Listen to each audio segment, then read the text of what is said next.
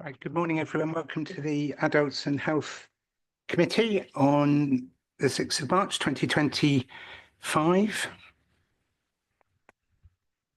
I'm Richard Howitt, Committee Chair, and I start, as ever, with the Chair's announcements and the very usual announcement that filming and photography in all our meetings is allowed. Please feel free to take pictures and use social media during the meeting, but if I can ask everyone to ensure that you do so without disruption to the meeting and that everyone present turns their mobile phones to silent or to vibrate. The meeting will be live streamed and a recording of the meeting will be available to view on the County Council's website. A couple of housekeeping points. If you wish to speak, simply raise your hand, and myself and the Vice Chair will be watching carefully to compile the speakers list. And in accordance with the Constitution, I will briefly adjourn the meeting for a comfort break if the meeting exceeds 2 hours. There's no fire alarm test scheduled for today, so if the alarm sounds, I will adjourn the meeting and we will leave via the side doors to my left here, where we will use the fire escape next to the kitchen and make our way to an assembly point in the car park. Two additional points in Chair's announcements. Firstly, the first presentation as part of our care quality CQC inspection has taken place, and the on-site visit is taking place shortly. We've discussed that at this committee before, but I think it's really an important moment for us. And so I want to ask Patrick to say a few words about the latest state of play. Thank you, Chair. Yes, we as part of the process, we submitted all our information pack in November and December. We've given certain case files forward, which are subject to further scrutiny and will be part of the process in the end of March. So they're on-site visit for CQCs the week commencing the 31st of March. And then as part of that process, yesterday we had a context setting presentation. So we met with the CQC team and we met as a leadership team, presented a series of slides, and over the 3 hours we covered a significant amount of information, including work with our providers, the work with the people who draw on our services, our structure, our areas of responsibility, our partnerships. We got several questions at the end, which we were all able to answer, which was good. And the slides have been now shared with CQC. They will use that information with the other information that we've provided and other information that they've made available to themselves through websites and through other government departments. And that will be used to the triangulation to clarify any points they want to when they do the on-site visits. We've certainly shared with them information around meetings, which will be planned on Friday when we have a session with them, but I expect that there'll be one-to-one sessions in the diary with Councillor Howitt, possibly Councillor Bowden, myself and Stephen Moyer as the Chief Executive. So we will have the on-site visit during the week commencing 31st. There is then a separate session with me for some high-level feedback on the 16th of April. And then we wait for a draft report to be made available, which will allow us to comment on factual accuracies. And following that, there will be a consideration by CQC and then a final publication with a one-word rating, which will be somewhere between inadequate, requires improvement, good or outstanding. And we're working hard to show the real strength that we've done within adults health and commissioning and supporting our population in Cambridgeshire, but also recognising that there's some areas for focus and areas that we're already working on to try and improve those outcomes for people. So we will continue to inform committee and we will continue to share information with our teams and our partners as we progress through this process. Thank you. And I want to congratulate and thank all our staff who've been involved in very intensive preparations for this, to wish you well.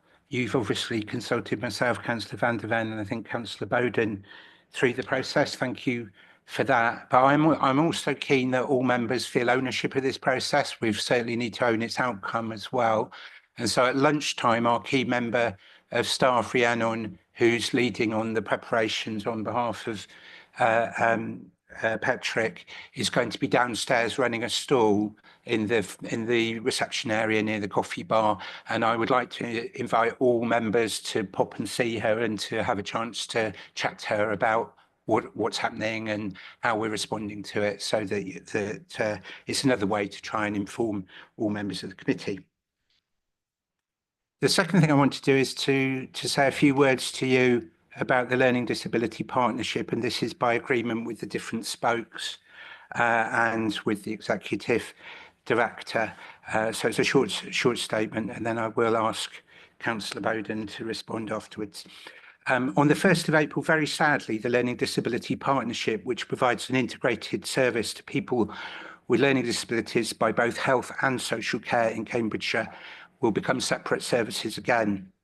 On behalf of Cambridgeshire County Council, I deeply regret this, I deeply regret this. We've tried at every stage to avoid that outcome, and even today we are working to try to maintain a service which is as integrated as possible at the point of delivery to service users whose health and social care needs are obviously interrelated. I put on record that we have a deep respect and strong relations with our health partners in the Integrated Care Board, the ICB. We are sensitive to the financial pressures on them and have tried hard to find mutual ways of dealing with this without blame. However, I also put on record that there is a dispute procedure which has been enacted about historic levels of debt, which we believe is owed to the County Council by the ICB in relation to the Learning Disability Partnership, and hope that this can now be resolved urgently to mutual satisfaction, and members will be able to ask more about this under the financial monitoring report later this morning. My foremost concern is to send a message to our service users, who are people with disabilities and their families, who may see their services begin to change from the start of April. On behalf of Cambridgeshire County Council, where we provide social care, our teams are in place, our services are fully funded, and they will be unchanged. People will have the full right, People will have the full right to access these services according to their need. To our health partners, I respectfully appeal to you to give some clarity on who will be responsible for making decisions from the service user's perspective, and to communicate this, arrangements which to my knowledge do not exist today. I acknowledge that the ICB is seeking to make financial savings, but its chief executive did tell me that they would consider additional bridging funding to avoid any loss of healthcare services to existing users whilst transition arrangements are fully established. I appeal to her, even at this late stage, to pursue that option. I can say today that we will write to all our service users and their families individually in the coming days to give them the fullest information about what will happen going forward. In that letter, and in what I say today, I reiterate that our main priority is to ensure continuity of adult social care services for people with a learning disability from the 1st of April, minimum disruption for those people who draw on our service, and to maintaining high quality and sustainable care for people with a learning disability. I also place on record that we remain committed to seeking integrated health and social care approaches across a fuller range of services in future, and seek to maintain a spirit of cooperation with our health partners, despite what we hope is only a short-term setback. Finally, I am aware that the uncertainty extends to our much valued service providers and to the loyal staff who work for us in the LDP. I thank them for everything they do, and I'm certain that they share these sentiments that the needs and interests of people with learning disabilities must come first. Thank you for listening to that, and I invite the opposition spokes, Councillor Bowden, to speak. Thank you, Chairman. I very much regret what is going to be happening on the 1st of April, and I don't believe that it will result in an optimal solution for our service users. You have been very diplomatic, as I think you have to be in your position, about the subject of blame. I, as an opposition leader, don't need to be quite so diplomatic, because this is not a new dispute. This issue concerning the split of costs between social care and health has been going on for many years, significantly prior to the start of this administration. In fact, when I was the vice chairman of the Old Adults Committee, We were having the same discussions even then. That was 6 years ago. So this is not something which has happened recently. And I fully support the actions which have been taken by officers and, for that matter, by the Joint Administration, so far as this dispute is concerned. And I've had the opportunity, both on the administration side and then in opposition, I've had the opposition to look very carefully at how this has progressed. And from my experience, I have to say, and I'm hardly biased in this, given that we've been in opposition for almost 4 years, I have to say that I believe that it is the county council which is entirely correct in the way in which it has approached this issue and what is being requested. There is a possibility that in the May elections coming up, there may be a change of administration, which is down to the electors. If there is such a change of administration, and if I'm fortunate enough to be in your position, Chair, after May, I can assure you that I would carry on exactly doing what you've been doing up to this point and giving full support to officers in the actions they have taken and in pursuing the dispute procedure which you've talked about. Thank you, Chair. Thank you very much for those comments. Do either of the other spokes, Councillor Taylor or Councillor Van der Ven, want to add anything? Yes, Councillor Taylor. I'll be very short, but I totally echo both yours and Councillor Bowden's responses to this, cross-party working regardless, to get what we need for our residents. Thank you. Thank you very much, Councillor Taylor. Councillor Van der Ven. Thank you. I too support the statements that have been made by our cross-party spokes. It is a deeply, deeply regrettable, distressing situation.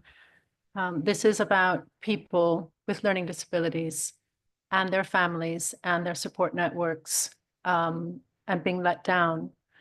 It goes against all of our collective principles and goals, and I'm sure for the health service as well. I would like to acknowledge the intensive work that has gone on behind the scenes for a very long time to prevent this split from happening. And unless something can change before the 1st of April, which I sincerely hope that it does, you never know, the focus must then be upon building a new integrated service, obviously on the most urgent basis. Thank you. Thank you for the patience of members for listening to that. I actually have seen one other person who wishes to speak, Councillor Goodliffe. Thank you. And I don't want to take much time, but I know how important this is for our service users, and those are the most important people, along with our staff who work with them day in, day out. I would just like to echo my thoughts and please, we do need to get this sorted and ask our partners that they really do come to the table ready to sort out before the 1st of April. Thank you. I see no other hands. As I say, I thank every member for their patience in listening to that, but I think it's a position of such gravity, it was justified to use up some time in this meeting to do it, and I'm sure I have your support in saying that. We now move to formal item 1 of the agenda. Apologies for absence, and I ask Rashenda from Democratic Services to tell us about those. Thank you, Chair. Apologies have been received from Councillor Corney, from Councillor Prentice, who is substituted by Councillor Goodliffe, from Councillor Murphy, who is substituted by Councillor Hathorn. Apologies were also offered for this afternoon's health scrutiny session from Councillors Taylor and Dr. Nawaz. Thank you very much. And as we have been informed this morning by email, the Learning Disabilities Health presentation this afternoon, unrelated to the item that we've just talked about, they've pulled out at short notice for personal reasons of the main person who is going to come. And so that means we'll be having a much shorter and procedure-only meeting this afternoon. So just to give you full notice to that, but we've all received that information on our emails too. Does any member wish to declare any disclosable pecuniary interest or non-statutory disclosable interest? No, I don't have that. Item 2 is the minutes of the meeting of the 23rd of January 2025. We're being asked to approve the minutes as an accurate record. Does anyone have any objections? Is it, I might do a matters arising, which I think you want, but is it an objection to the accuracy of the minute? No, wait, I'll bring you in, don't worry. Anybody got any concerns about the accuracy of the minutes? In which case, can I take them as read? I can. Did you have an associated point, Councillor Slatter? Thank you, Chair. Yes, it was to do with the action log. There are two items I do wish to pursue. Number 282 on 21 and continuing on to 23. This is the item about Fawcett House. I would like to bring that up, please, under item 4, where it rightly belongs. And on page 24, there is an entry about the Care Academy, in which the status is seen as ongoing, and the suggestion is that the briefing note about the Care Academy will be circulated before the end of the municipal year.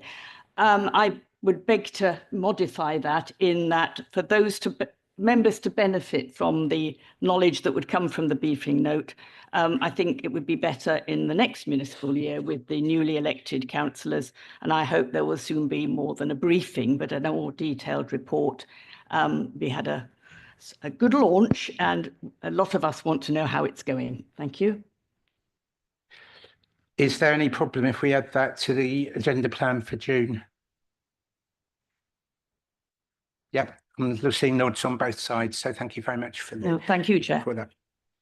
On your first point, I'll obviously call you under item 4, so that's nothing more needs to be said in relation to that.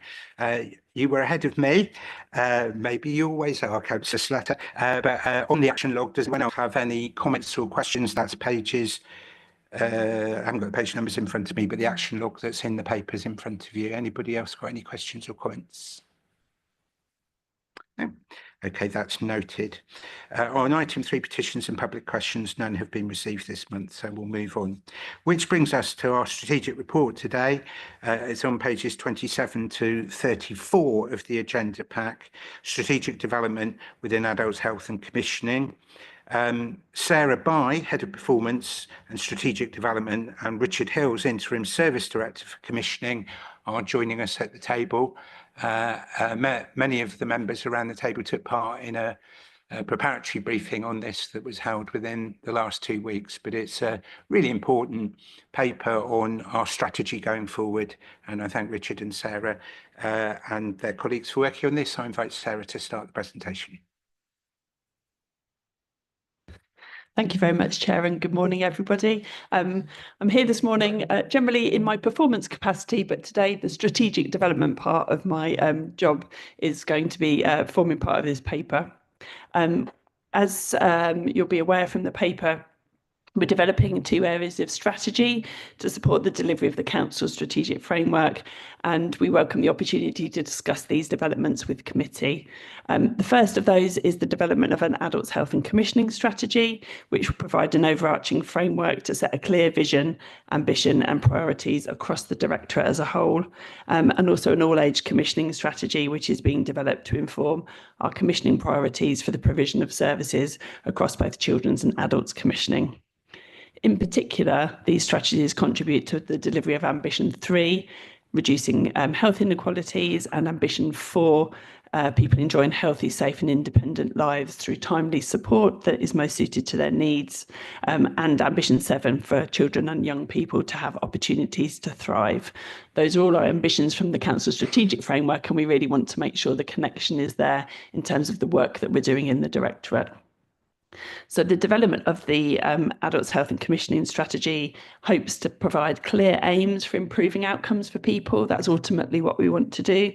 It'll establish, as I said, the links to the strategic framework, but it will also act as an umbrella strategy, driving the focus priorities for work of the Directorate and any associated strategies that sit beneath that, such as the all-age commissioning strategy, the carers strategy, things that are more detailed, but we'll have an overarching set of priorities that we're working towards.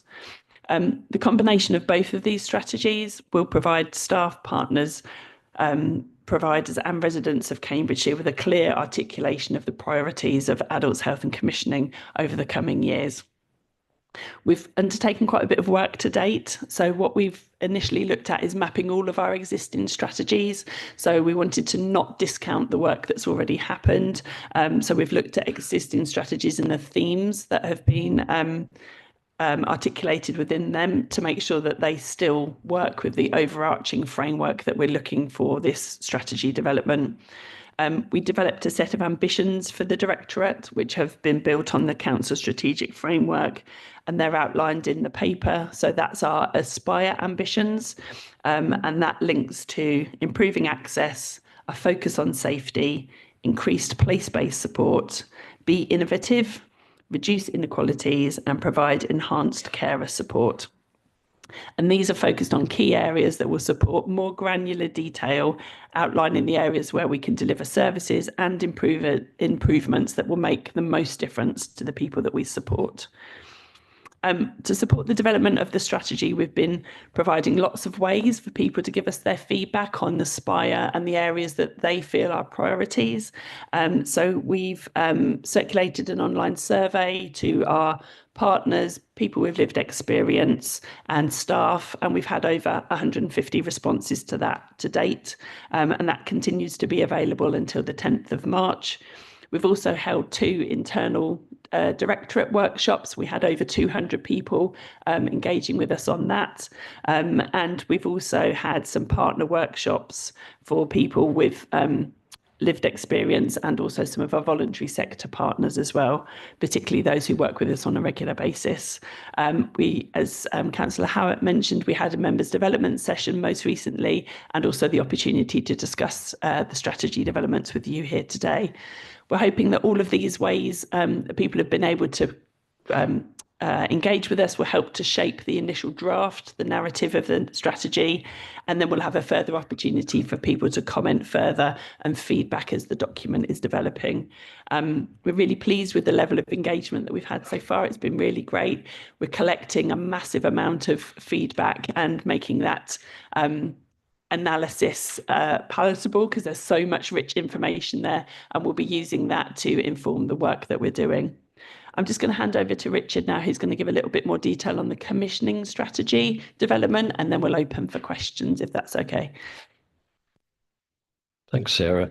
I don't think there's too much more to add on that, but the member development officer was really well received by my officers last week. And as Sarah said, we're doing a lot of consultation and talking about how we bring this strategy to life. Just for a little bit of context, we opened the session today talking about the CQC. Getting these strategies in place is one of those areas of development that we're concentrating on.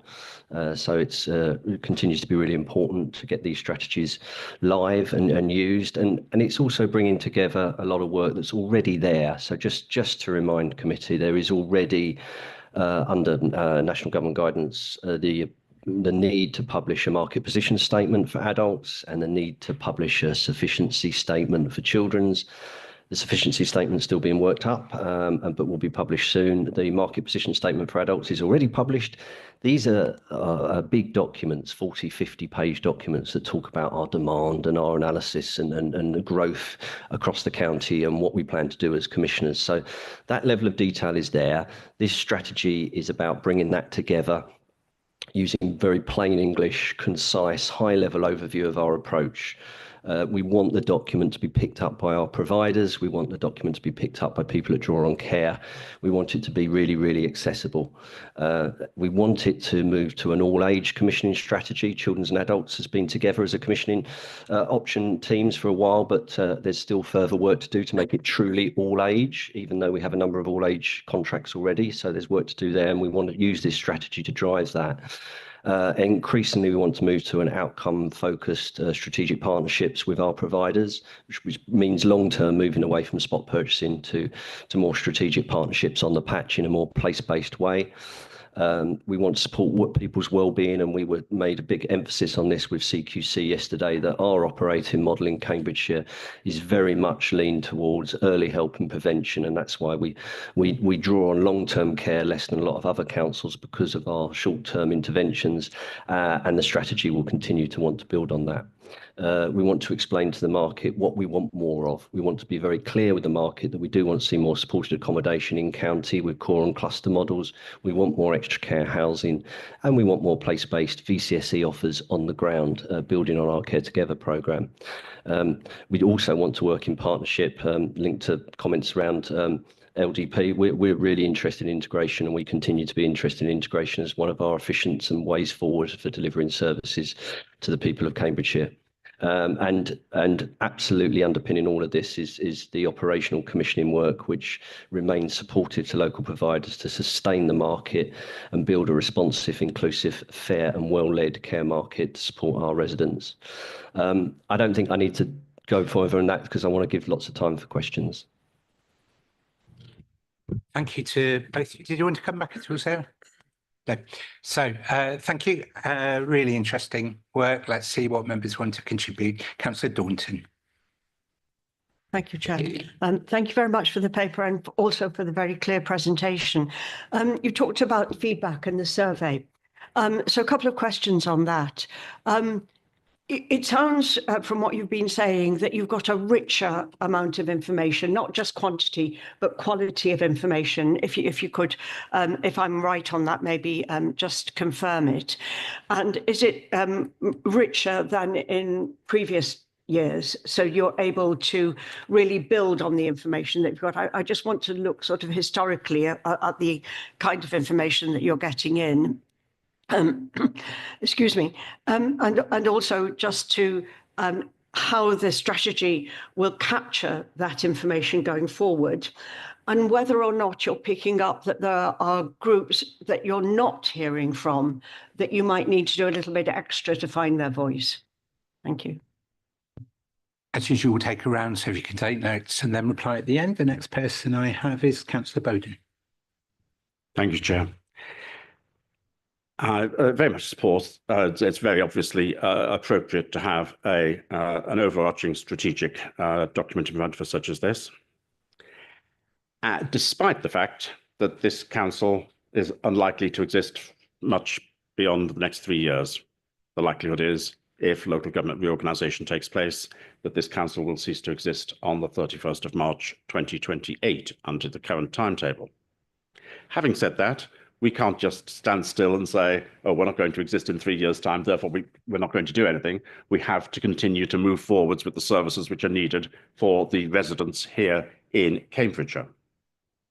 However, when we're looking at especially the overarching strategies, let alone the detailed commissioning of individual services, surely the local government reorganisation, which is mentioned in paragraph 2.6 of this report, but surely the local government reorganisation is a massive challenge which we need now to start thinking about strategically in order to ensure that there isn't significant dysfunction seen from the 1st of April 2028. Now, when we come to the 1st of April 2028, we will have disaggregation of a whole host of things, including all of the contracts, including commissioned contracts, which are in place at that time. And for those parts of Cambridgeshire which will form a new unitary authority entirely within the current boundaries of Cambridgeshire, that will create no enormous difficulties in terms of carrying on. There will be difficulties in the transition, but as far as as carrying on is concerned, it's just one set of policies, one set of commissioning which will carry on into the future. What is a problem is the very high likelihood, given the criteria which have been set by central government, that some parts of Cambridgeshire will be joined together with Peterborough City Council in a new unitary authority area. And we will have different commissioning, different policies, different priorities, and that will be a difficult process to manage. And if we're talking about being strategic, which we are, and quite correctly so, surely it makes sense as some degree of priority for us to consider how we can minimize the stress and the difficulty which we and our service users will face from the 1st of April 2028 by planning now, potentially with Peterborough City Council, but certainly us mutually informing each other of what we're doing, so that we can have the minimum amount of disruption necessary when part of Cambridgeshire joins with the whole of Peterborough City Council in a new unitary authority. So I read what is said in paragraph 2.6, but I ask if some significantly greater emphasis can be given in this overarching strategy, and therefore in future commissioning, to consideration of the problems which will be created by disaggregation. Thank you, Chair. It's quite a big question, but I think Richard will be asked to answer it if Patrick can add to that. But I'll just give notice to Richard. We'll expect you to be able to answer that. It's a good question. I do have a number of other members, and Councillor Slatter is the next one, please. I'd rather we dealt with those two. They're both mammoth, and I'll bring mine in afterwards if I make share. Okay, let's do that. Sarah and Richard. I'll take the slightly easier question on the survey, if that's okay. So thank you for your question. And I would like to confirm we've absolutely had really quality responses as well as the quantity. They've been in depth. They have provided us with a really rich level of data against the Aspire ambitions. So we've asked people particular questions. We've asked people, are they right? Are we missing anything? What would you like to see in those areas? We've also asked people to rank some of those things so they can kind of give us some priorities around that. So we've had a wide range of people, so not only internal staff, but partners and residents as well, including people who don't actually access social care at the moment. So we're trying to make sure that in this initial stage, we get as much information as we can. Because of the volume of it, we're also having to code it all. So we've got a thematic analysis, and we're just in the process of doing that at the moment. So we'll be using all of those results to help us articulate the priorities. I don't really have a historical comparison to that because we haven't done this kind of overarching strategy before. Where we've done strategies, they've been a particular cohort of people. So it's been almost easier, if you like, to talk to a carers group or a particular group of people. This is more overarching. So we're trying to make sure that we spread that as widely as possible.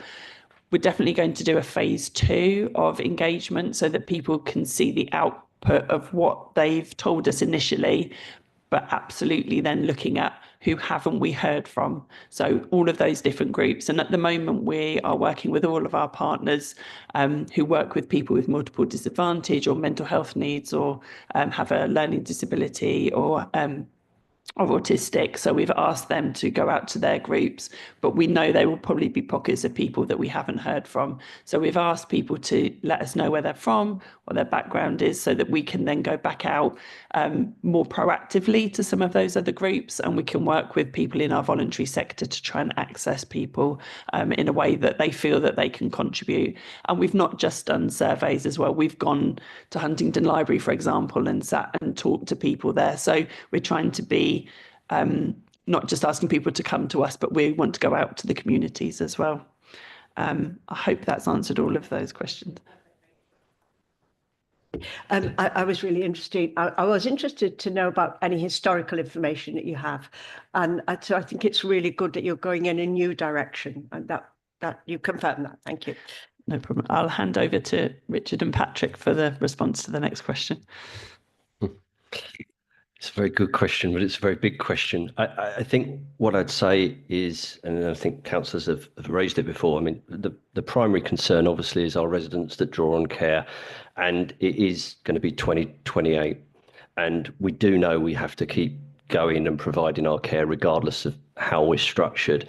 The ICB have been there many times before, and certainly we have in local government. I think Sally will remember, as Director of Public Health, the public health contracts when they all came over from the PCT, and Public Health came to join us, and we novated all the contracts across. And I can see a lot of novation of existing contracts, because we certainly won't be in a position where there'll be a lot of new contract. We'll have to novate things across. And I know, I mean, I'm relatively new to Cambridgeshire, as you know, and I've heard so much about decoupling, and I suppose it's possible in a few years' time we may be recoupling.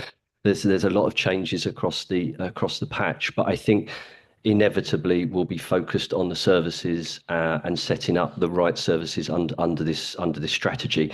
So what I would say is I think we take the point of the question though, which is we need to say more in the strategy about how we sort of mitigate the risk as best we can, while we still continue with our set of service developments, our partnership developments. We'll continue to do our place-based work. We'll continue to support the VCSE.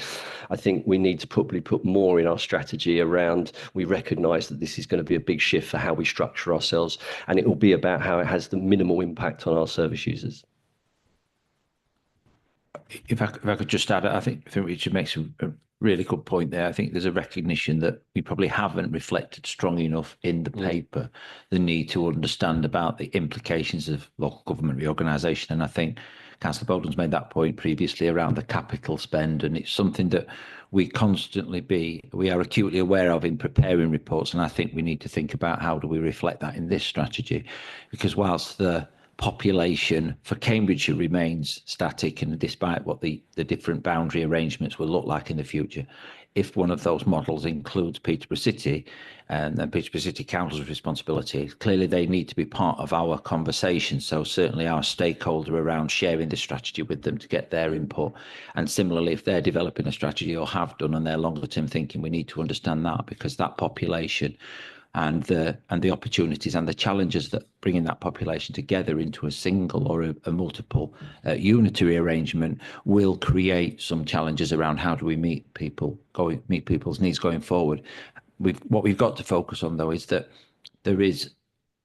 I would say there's a burning platform, because we can see the volume of demand continues to increase. So we can't wait for the 2028. What we've got to do is put arrangements in place using documents such as this to give us a framework to work for, but be mindful of the longer term implications of a different unitary boundary with potentially a different population.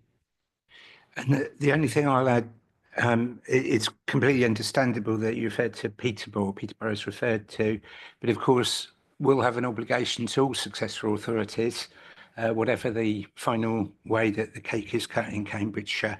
And so this isn't just restricted to Peterborough. And of course, it also isn't just restricted to strategy. It's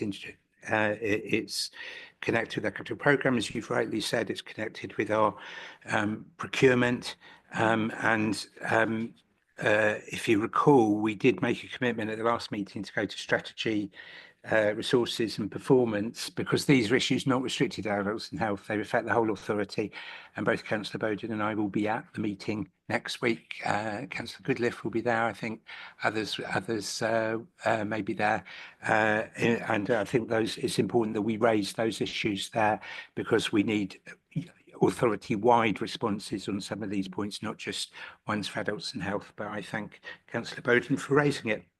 Let's return to this debate. Councillor Slatter. Thank you, Chair.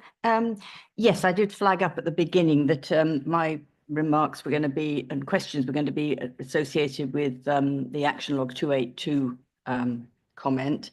And because this is strategic thinking, and councillors do like a bit of that, because we get a lot of tactical stuff at our casework and so on. In fact, the Aspire, I love those Aspire thing, and I only noticed it as a footnote. I missed the survey, I do apologise, but I said, oh, can I use that? And they said, it's actually your department. But yes, those letters, obviously we add on other letters as councillors, but those letters are very much meat and drink for local residents.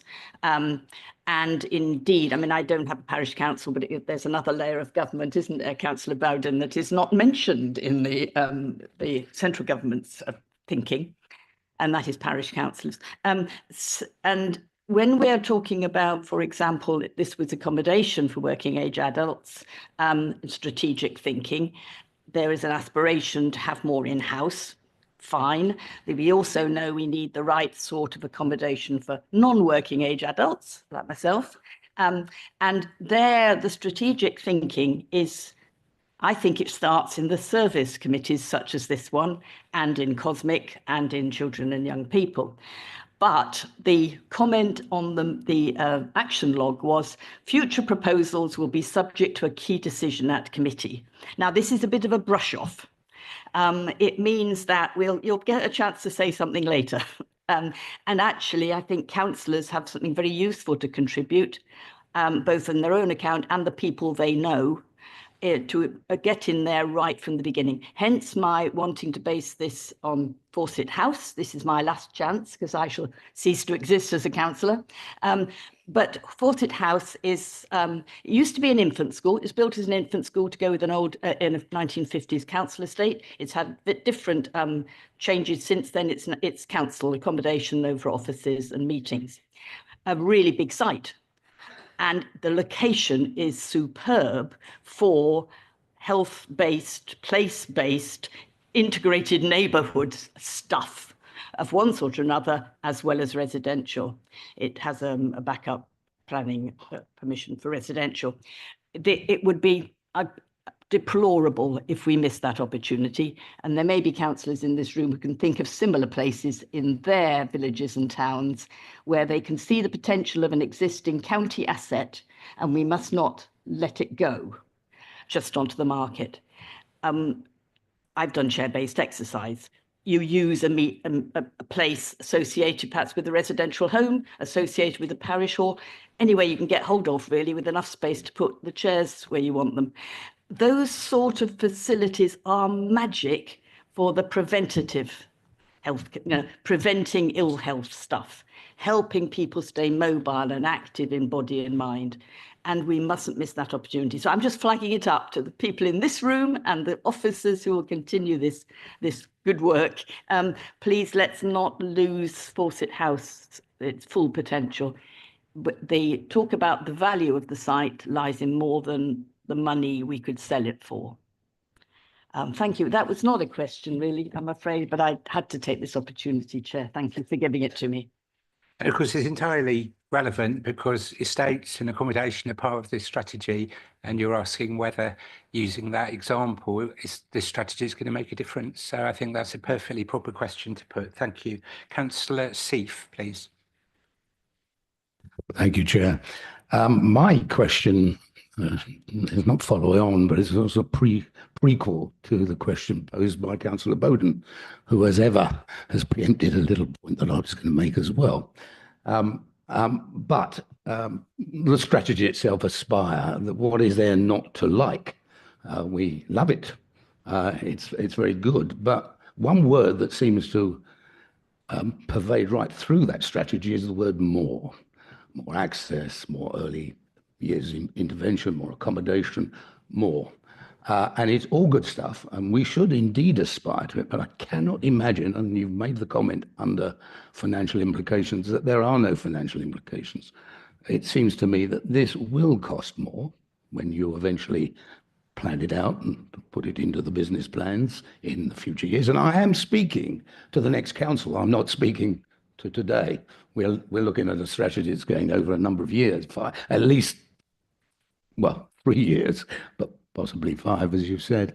And my concern actually is not so much that it should cost more and that we should provide the funding, which of course is going to be an issue for the next, the reorganisation to sort out as well.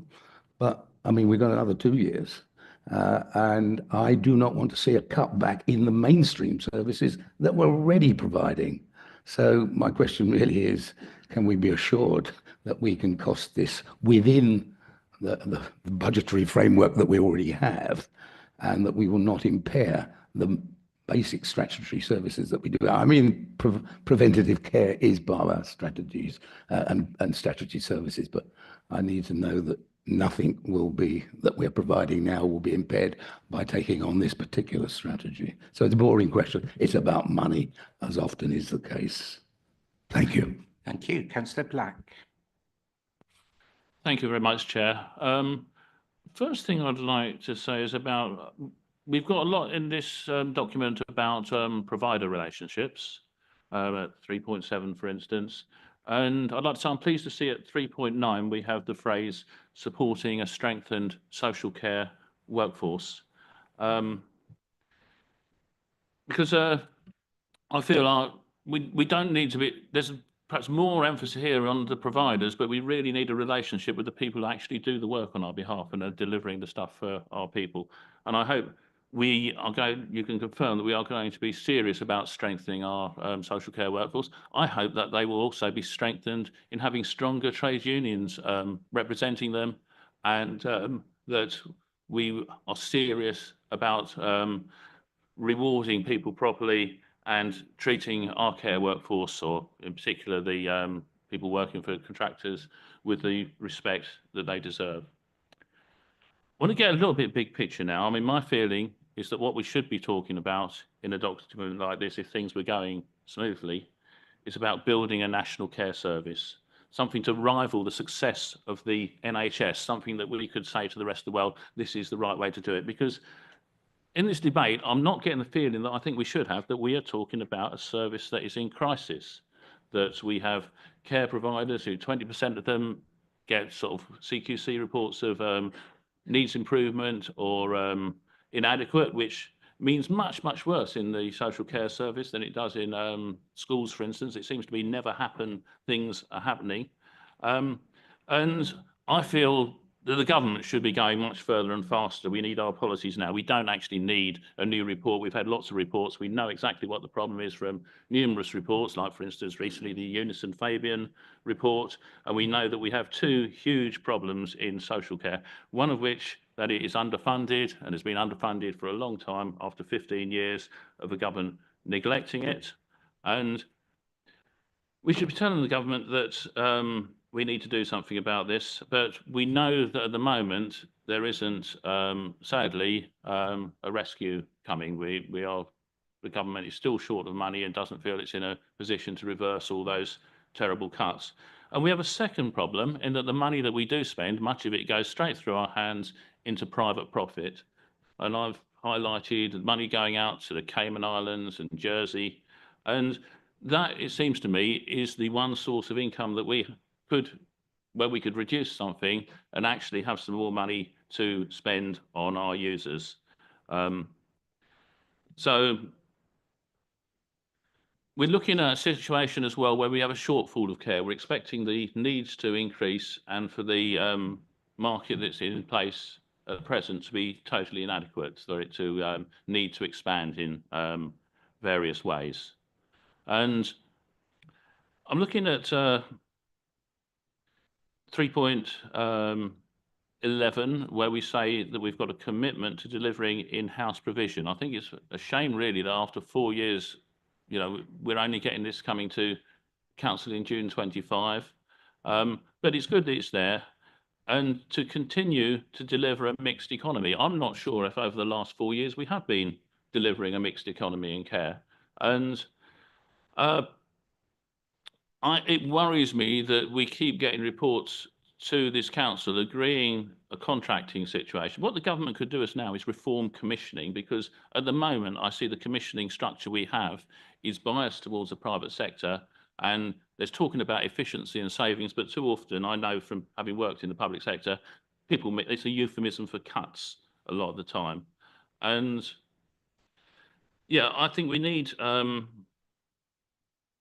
to be getting documents coming to this council that shows that insourcing is seriously being considered, and that we are actually freeing up large amounts of money which would otherwise be going out in private profit to actually do some good for the people who rely on us in Cambridgeshire.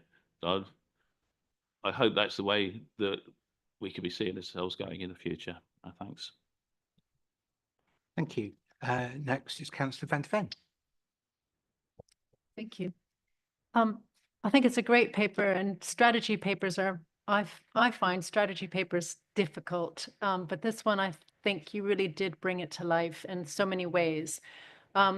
Firstly, I recognize our organization working as part of the integrated care system and the Health and Wellbeing Board integrated care partnership strategy, the big piece of work about all of us changing our direction of travel to as close as possible to the person, to the community, to the place, to prevention, to reducing inequalities. I feel it's right there, and it shows, I think, you know, more broadly, it shows that our system, the components of our system are working together. I love the influence of public health on better preventive social care. I think that's a huge change, and it's expressed really clearly. I'm very glad to see Care Together name checked in a big way. It has achieved so much. It has been in a sort of unique time frame in terms of this funding structure, but it has proven itself. It has changed the way people can access care in their community. It has changed the market, and it should be embedded in as a sort of the way that we do things.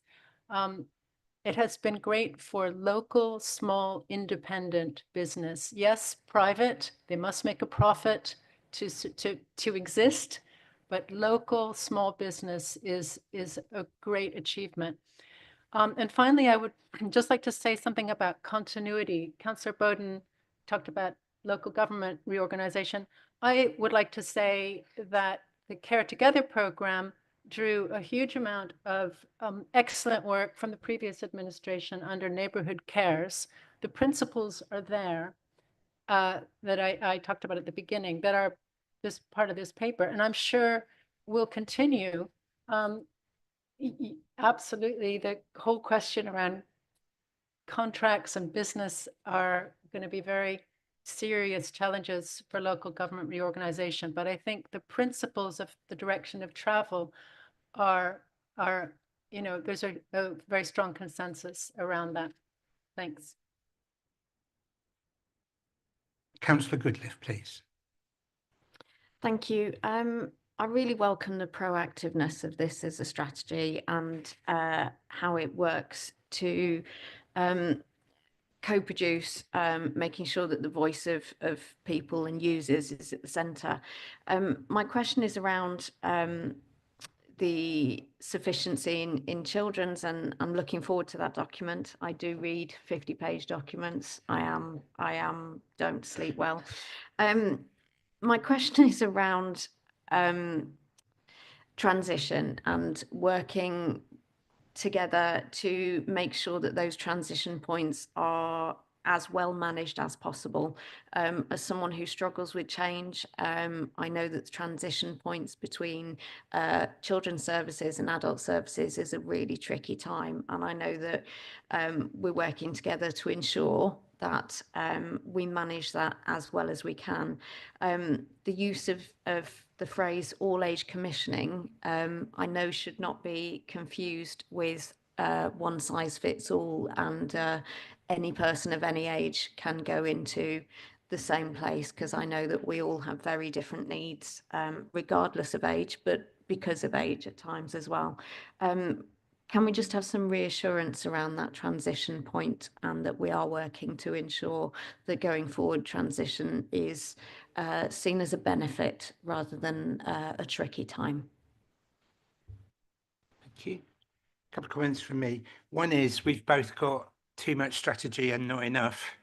When Patrick first came as the executive director, it was very much his belief that we needed a more strategic approach, that we've got lots of different strategies, and we know that in this committee over the last 4 years, we've dealt with a lot of them, but having one overarching one we haven't had. And so this gap is being filled by this piece of work, which I absolutely congratulate you for.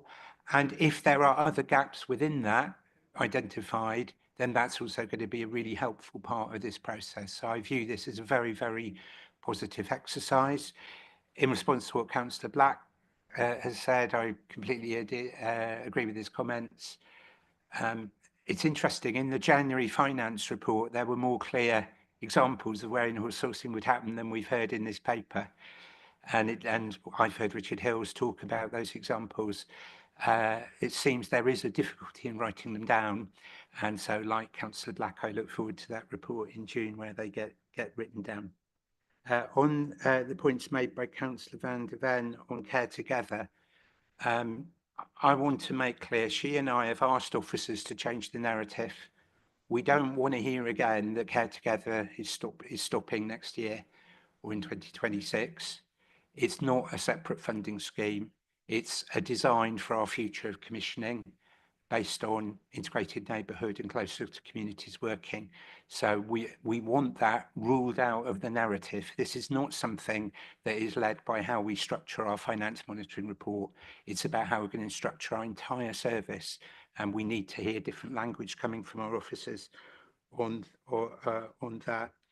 On all age, not one size fits all. I completely agree with Councillor Goodliffe, but making sure that the transition for young people into adult services is really smooth and considered, I think, is helped by this.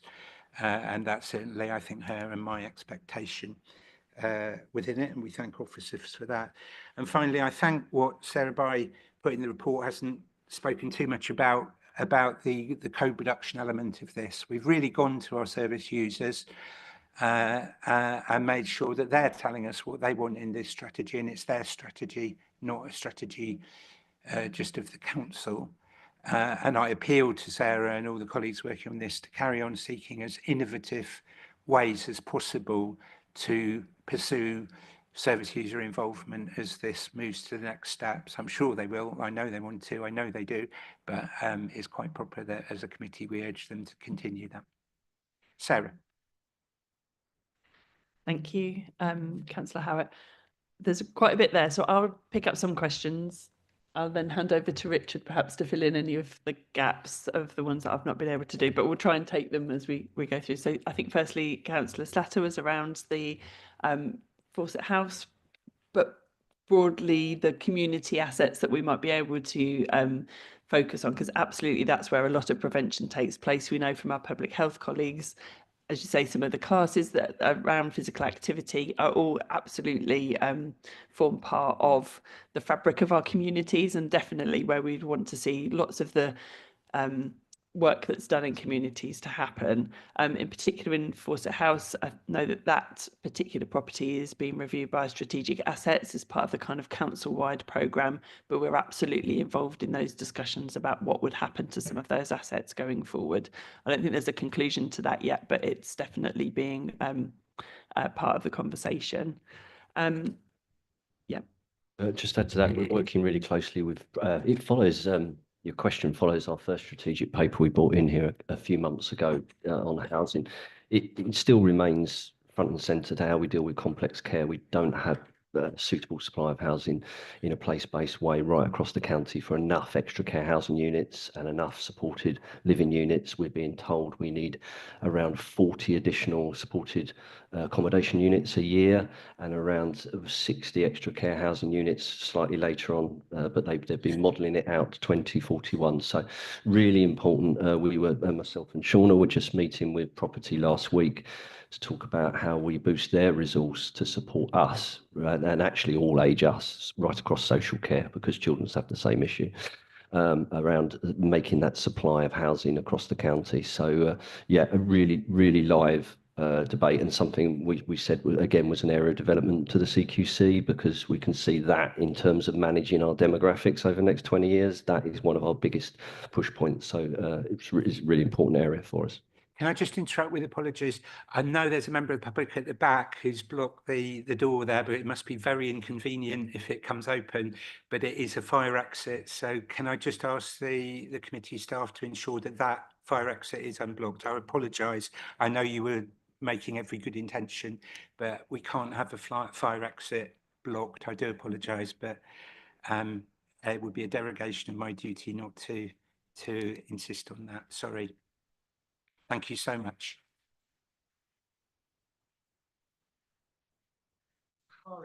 Maybe the committee officer at the back could help, please.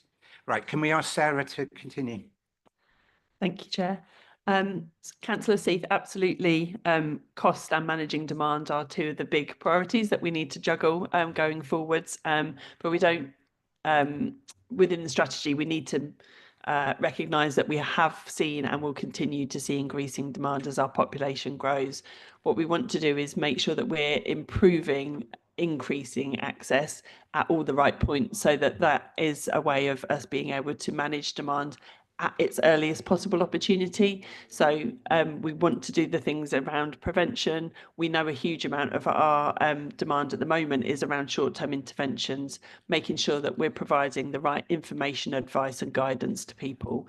But that doesn't mean that we don't have those issues, as we people will have more needs going forward, and we need to make sure that we're managing that through our forecasting, through the provision of things like accommodation and contracting with our providers in the most effective way. So we'll continue to do that, but it's also harnessing new initiatives, so digital approaches, things that people can do differently. All of that, I think, will come into play as we move forward. So it's making sure that we do the right things at the right time. I endorse that wholeheartedly, because that's what I want to see. I want to see the shift to prevention and preventative initiatives. But Councillor Seif, you have a disease, remember, which is you turn away from your microphone, so no one can hear you. I'm responding to the officer. We do see it often. I'm happy for you to respond, but could you do it into the microphone? Sorry, I don't know if you picked that up. I mean, I endorse it entirely. I want to see a shift to preventative care and preventative medicine, but it does cost money, and it requires a change of the budgeting process, almost a budgeting philosophy. But we can't ignore the short-term measures that we have to deal with on an ongoing basis, which are increasing because of population growth and aging population as well. So the demographics are changing. Sorry, I just wanted to make that absolutely clear. I do support that shift. Okay, thank you. Absolutely, and I think you said in your question you were worried about things stopping as a result of the strategy, and I think the word's right. It's shift. So we're looking in the commissioning strategy across the care ladder, and I've spoken about the care ladder before, and it's that shift down the care ladder into prevention and early help, rather than stopping something. The spend on adult social care around 280 million. It's how we turn that round, and it's not easy. Turning adult social care is a bit like turning a tankard, a big shipping tanker, but that's what we need to do. So slowly and surely, we need to make sure there's more spend down the bottom of the care ladder to prevent and delay, as we're asked to do under the Care Act, into long-term care. I'll just pick up on a couple of points that Councillor Black made.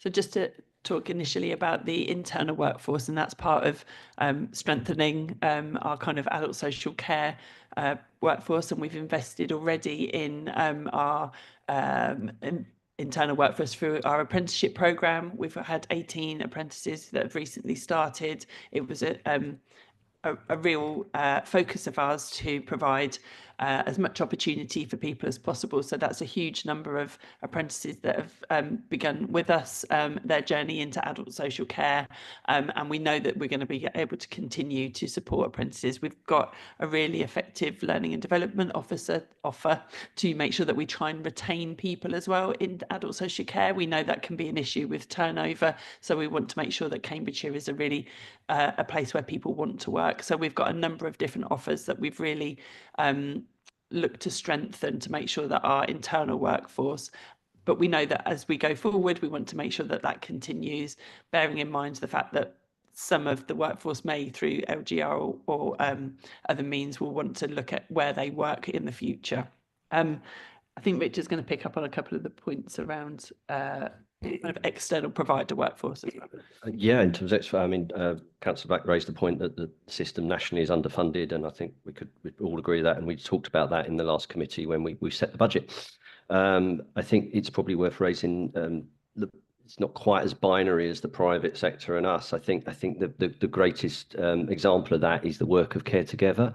I think it's really come to the fore that the work to Care Together in terms of co-production in a place-based way has had a real impact on bringing new VCSE into our market, into that area of prevention. And we're now working with 33 more VCSE organisations as a result of that. And the amount of older people accessing day activities has gone up by 217% since the start of Care Together. I think that's quite extraordinary. And that's partly because we went with the grant, which attracted the options to put forward a can-do approach. Let's try things. Let's do a test and learn. Let's take some level of risk between us and test these things out. And I think the VCSE has really, really responded to that. And I welcome the councillor's comments about Care Together needs to continue, needs to become business as usual, because the VCSE will need that assurance. Now they've met us in the middle and they've created all that extra capacity. We now need to meet them and say that that capacity needs to continue, because that's the way forward. In terms of how we commission, the report on in-house services was quite clear that the commissioning needs to take a stronger role than perhaps historically we have done with in-house services, and we need to look at it on a case-by-case, service-by-service option, and we need to have a wider set of design principles than simply value for money. We also need to look about what is the supply in the market at the moment, what is the quality of that supply, and I'll remind committee again that we benchmark very well for CQC good and outstanding providers in Cambridgeshire County Council. So yes, it's a case-by-case basis. There is some need to do some better data analysis with our in-house services, and for commissioning to really move them on service level agreements and specifications. So we treat them like any provider, that they're delivering really core and important services for us. Okay, did you have anything to add, Sarah? I don't know whether there's a couple of questions just around, or just wanted to respond to Councillor Goodliffe around the transitions element. We have identified that in the strategy under focus on safety, but what we don't want to do is wait until the strategy is done before we start work on that, absolutely. So we are working with our children's colleagues to set up a transitions improvement board. We know it's an area that we want to focus on, so we're trying to get ahead of that to make sure that we're focusing on delivering those improvements as soon as possible. But we want to make sure that we're reflecting it in our strategic work, because we know it's a long-term aim that we want to get to a better position for that transition for people when they're moving between children's and adult services. Yeah, really important area for us, transitions. I said at the start, I think we've got a number of all-age contracts now, all age contracts for carers, for advocacy, for equipment, for housing-related support. We try where it makes sense, and we raised it's not every contract, but where it makes sense to be more age. And the care ladder you'll see within the commissioning when it's published and when it's all approved is very much setting out the children's and adults care ladder. You know, the children's are trying to avoid putting children in residential care wherever possible through use of foster care. We're trying to keep people in the community through dom care and VCSE. So there's real similarities there, and we need to take learning from both sides. Thank you so much. A very good and wide-ranging debate. Does someone else want to come back? Yes, Councillor Daunton. Yes, if I may, Chair, thank you. So I just want to take up Councillor van der Ven's remarks about Care Together, and I fully endorse them. And I remember when we were quite new, quite close to after we were elected, we had a visit to Ely, I think. And in those days, it was quite difficult to find out what was going on in Care Together. I think that has changed. And I'd really like to ask for the next council that the next council hears more about the work of Care Together, and there is a good relationship, a good feedback to members about the work of Care Together. I think I would really think that everyone would benefit from that. Thank you. Perhaps that could go in the minutes. I don't think it needs an answer, but if that could go in the minutes, it will get properly thought about and reflected going ahead. Councillor Bowden wanted to come back. Thank you. Just as part of the debate, I'm very grateful for the comments that were made in response to my comments about local government reorganisation. What we are talking about here isn't a simple matter of novation, which is difficult enough in itself from one body to another. What we're talking about is, first of all, disaggregation of commissioning of contracts, of assets, and a whole host of other things, and then also the re-aggregation of those with new areas, with their own policies, with their own commissioning, and so on. And the experience that there has been in other local authorities recently, which have gone through local government reorganisation, whether voluntarily or otherwise, such as Northamptonshire or Buckinghamshire, or for that matter Durham, the experience has not been easy, it's not been good, and it's not been quick. The more we can prepare in advance for the clear difficulties that there will be, the better will be the result for all of the residents that we've got in Cambridgeshire. Thank you. Thank you. I think that statement again stands as said, doesn't need an answer. But I just reiterate that at the Strategy, Resources and Performance Committee next week, I expect us to be debating this, and I think that's the right place to take that one further. But I thank Councillor Bowden for his contribution.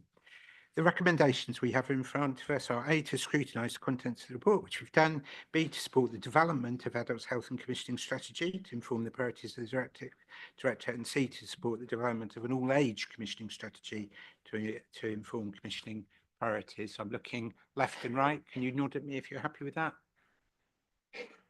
Anyone unhappy? Okay, we take that as unanimously agreed. Thank you very, very much. Yeah, no one was unhappy. I was just double checking. We move, therefore, thank you so much to Sarah and to Richard. We move now to item 5, pages 35 to 42 in your agenda pack, mental health and autism accommodation framework, contract extension. Shauna Torrance, Head of Adult Social Care Commissioning, and Guy Fairbairn, Commissioning Manager, will introduce this report. I was with Guy at a mental health support project only 2 or 3 weeks ago, where he and I were sewing little bits of things together for our therapeutic benefit, and he was definitely better than I am, so it's good that he's sitting where he is, I have to say. But he does a great job for us, and we don't see him too often in the committee. So welcome to him, welcome to Shauna, and I look forward to their presentation. Thank you, and good morning, committee. I will give a brief presentation and Guy will come in and help with any questions.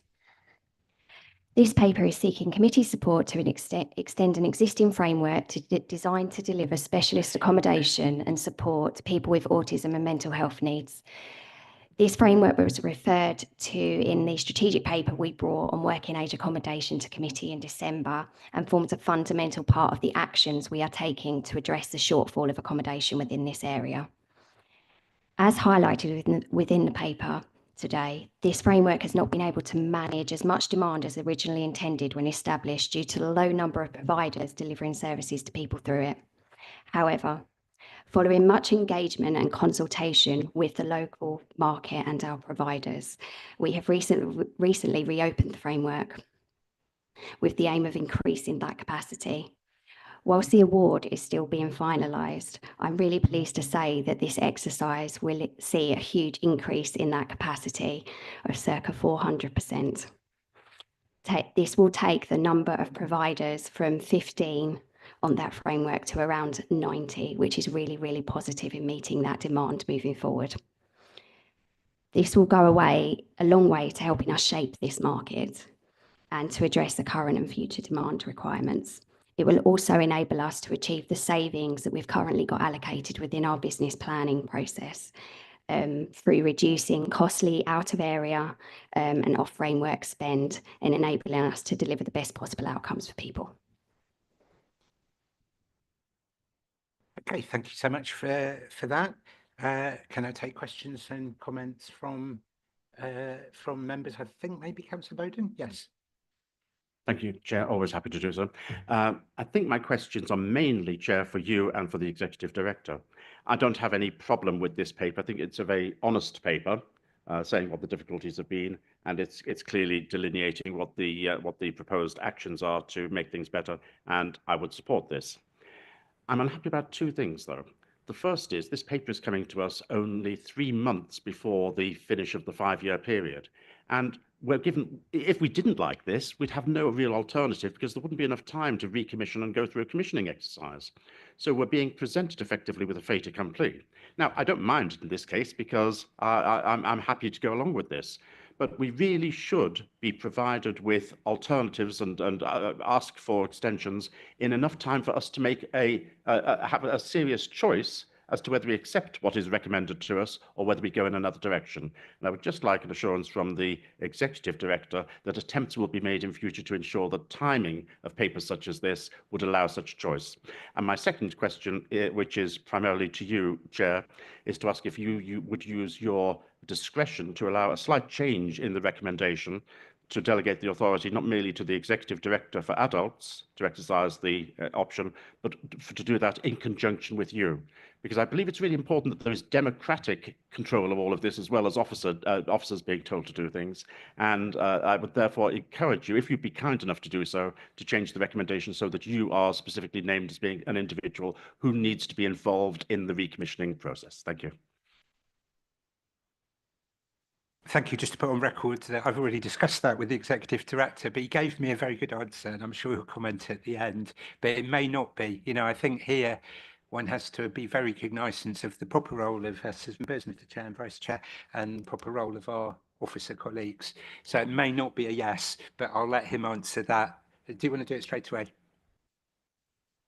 So on the first point, I acknowledge from Councillor Bowden that we need to think about how we bring alternatives around extensions. This is an extension to an existing framework. This is part of the existing decision which was done some time ago. It's a 1-year extension. It's within a decision. Sorry, it's 2 1-year extensions. It was part of the original decision, which would have been delegated to the Executive Director in consultation with the committee chair. So this is an extension of a previous decision that's taken, which is why if committee agree it today, in effect, the decision to extend is then given and we can extend as per the paper. But I constantly have conversations with the committee chair, and I will continue to. So the decision here is, if it's approved today, then that will be it. There won't be a, normally when it's in consultation, it's when we then go into a tender process and then we award the tender at the end. This is about extending the framework. So it's a slightly different decision that we're bringing to committee today. But I will continue to have open conversations with the committee chair in respect of this particular piece of work. But your original point about giving options to committee to make the choice and to understand the recommendation of an extension or not to extend needs to come in a timely way. Okay, to the public, that was all really not understandable, I do know, but it's a very proper question, and I'm minded to accept the advice of the Executive Director, I have to say. But I think it's a completely fair question. And it's, of course, with the Vice Chair as well as the Chair, I quickly want to put on record. We next have Councillor Slatter. Thank you, Chair. Most of that went over my head as well, and so would much of the work of the commissioners who would come to us today. However, I do see in 4.1 the crux of the matter, which is that this area of work, this service that we need to provide and want to provide properly, is one of those no man's lands minefields between nursing care, ordinary neighbourly care, social services, and the passage of time. And I think in 5.1 we have what we aim to do, which is that the individuals who have mental health care needs, possibly because of something that they are born with, which I've just been listening to a talk by CPFT, but made it possible for me to understand congenital issues, but something that's happened as part of a life event, that they, whatever the reason they have problems, they gain greater independence and have reduced support hours over time and successfully move on to live more independently, often in a general needs home. In that general needs home, they need to obviously be supported. And so it is virtually impossible, I think, to write any of that down, but we know it's important and we know it's good. So all the best luck in you delivering this. I'd bring up Fawcett House again. We tried to get a Papworth Housing Association buy-in for our Southern Fringe developments, but we weren't allowed to do that. But we recognise the need for smaller area residential provision with associated outreach and continuing support where people can find a friendly face to understand them, which I suppose is what we want them all for. Thank you. Thank you. Can we have Councillor Seif next, please? Into the microphone. With the microphone. Thank you, Chair. My question really is probably again, I'm going to ask you through the Chair, first of all. The original decision on this was taken 5 years ago, 4 years ago. I wasn't around at that time. This is a simple decision to extend the contract. But of course, I don't know what's in the contract, and the paper doesn't really tell me too much. So I wonder if I can take the time of the committee just to ask officers to explain what the difference between the 5 lots are in terms of accommodation and provision of services. And possibly I also didn't quite understand why there's a conflation between mental illness and autism. I mean, clearly autism is a special mental illness, but you know, does it require different accommodation? I presume it does, and that's what you're going to tell me. But there may be other conditions, or even elderly people who are in some sort of care. Does this contract provide for them as well? Dementia, as an obvious example, is that a mental illness which would be covered by this? I'm asking that out of ignorance, if you like. I just don't know what's in this contract that you're asking me to extend. Okay, thank you very much. Councillor Van der Ven. Thank you. I wonder if you could say a little bit more about the reasons why things haven't worked out as we'd hoped. My guess is about acuity, growing acuity of need, and the difficulties in acquiring property. But I may be completely wrong. If you could enlighten us on that, that'd be great. Thanks. Councillor Goodliffe, please. Thank you. At the risk of getting technical again, I think you reopened the framework recently, which has increased the number of providers. My question would be around why are we continuing with a framework? Why not move to either a dynamic purchasing system or a pseudo-dynamic purchasing system so that we can add in more providers, so that as and when we're looking at changing in needs, or indeed where providers have dropped off a framework, we're not put in this position where we're limiting the numbers of providers we can go to. I've got a very similar question. I'll take Councillor Hay first. Thank you, Chair. I found parts of this a bit confusing. In 3.1, it says following its establishment, the framework has not delivered in the way that it was hoped and is not providing the solutions it was designed for. That's rather at odds with what in 5.1, it says, despite the small number of providers that are active on the framework, the placements that have been made since its inception have delivered good outcomes for the individuals. So those two statements I find really contradictory. Can you explain? Thank you. And I was just going to add a question, which I think is important for the public, that's very complementary to what Councillor Hay has just said, also Councillor Goodliffe and the Vice Chair of the committee. So we've underspent £1 million because our providers haven't delivered. And yet here we're talking about extending the contract to the existing providers. I think the public will find that strange. So it's important in lay terms that we answer that question as we come to this decision. Shauna. Thank you. Really good questions. I'll take them in turn and then I'll hand over to Guy for some of those questions. Let me start with the underspend and the delivery, because that's probably the most pertinent point here.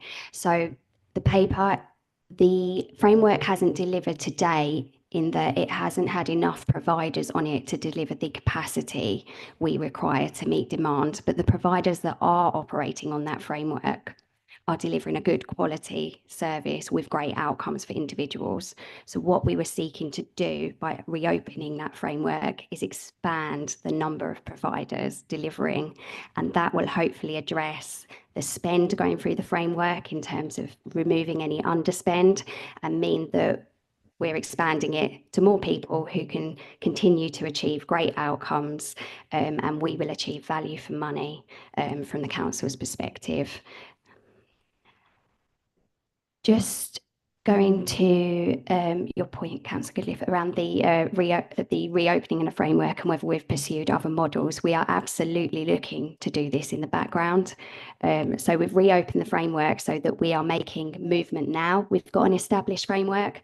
We've got a tool through which we can access capacity. So it made absolute sense to do that in the here and now. But in the background, we're reviewing our offer, not just within mental health and autism, but across learning disabilities as well, to see whether there's more effective ways of us engaging with the market in a more holistic way that will reduce any gaps between service. As we know, people don't fall into boxes. So very rarely do you have someone with just learning disabilities or mental health with just autism. A lot of people have co-occurring conditions. And so So we need to look at our services and the way we commission them to account for that.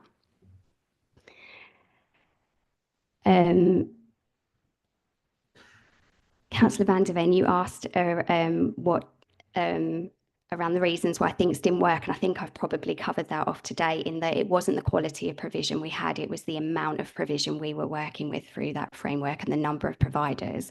And I think now the reopening and the response from the market from that is astounding. I think historically, when we first started on this journey, it was quite a small market with a small number of providers. And I think it's testament to the work that Guy and the team have done locally to really develop those relationships and stimulate activity in the market, which has seen the outcome we've been able to communicate today and the expansion. I'll just bring Guy in to talk about the what falls within the contract and the differences between service user groups of people. Yeah, so there are 5 lots, and it always gets confusing when you talk about lots, but there are 5 lots, and we've differentiated between mental health and autism. So 2 of the lots relate directly to mental health, and we again differentiate there between, we call it standard and complex, but it's around the presentation and the needs of the individual. Okay, could you put the microphone a bit closer? Pull actually the machine closer to I'm you. normally too loud, so there we go. No, Yeah, so we could differentiate but in that way. And so when the placement is made for the individual, based on the assessment that's made, that's will direct where the lot that it goes on to. This particular framework covers both mental health and autism, and there are differences there between the care delivery needs and the skill set of those people that are delivering that. That's why. So it's an encompassing framework that covers both mental health and autism. We differentiate within that between by the lots.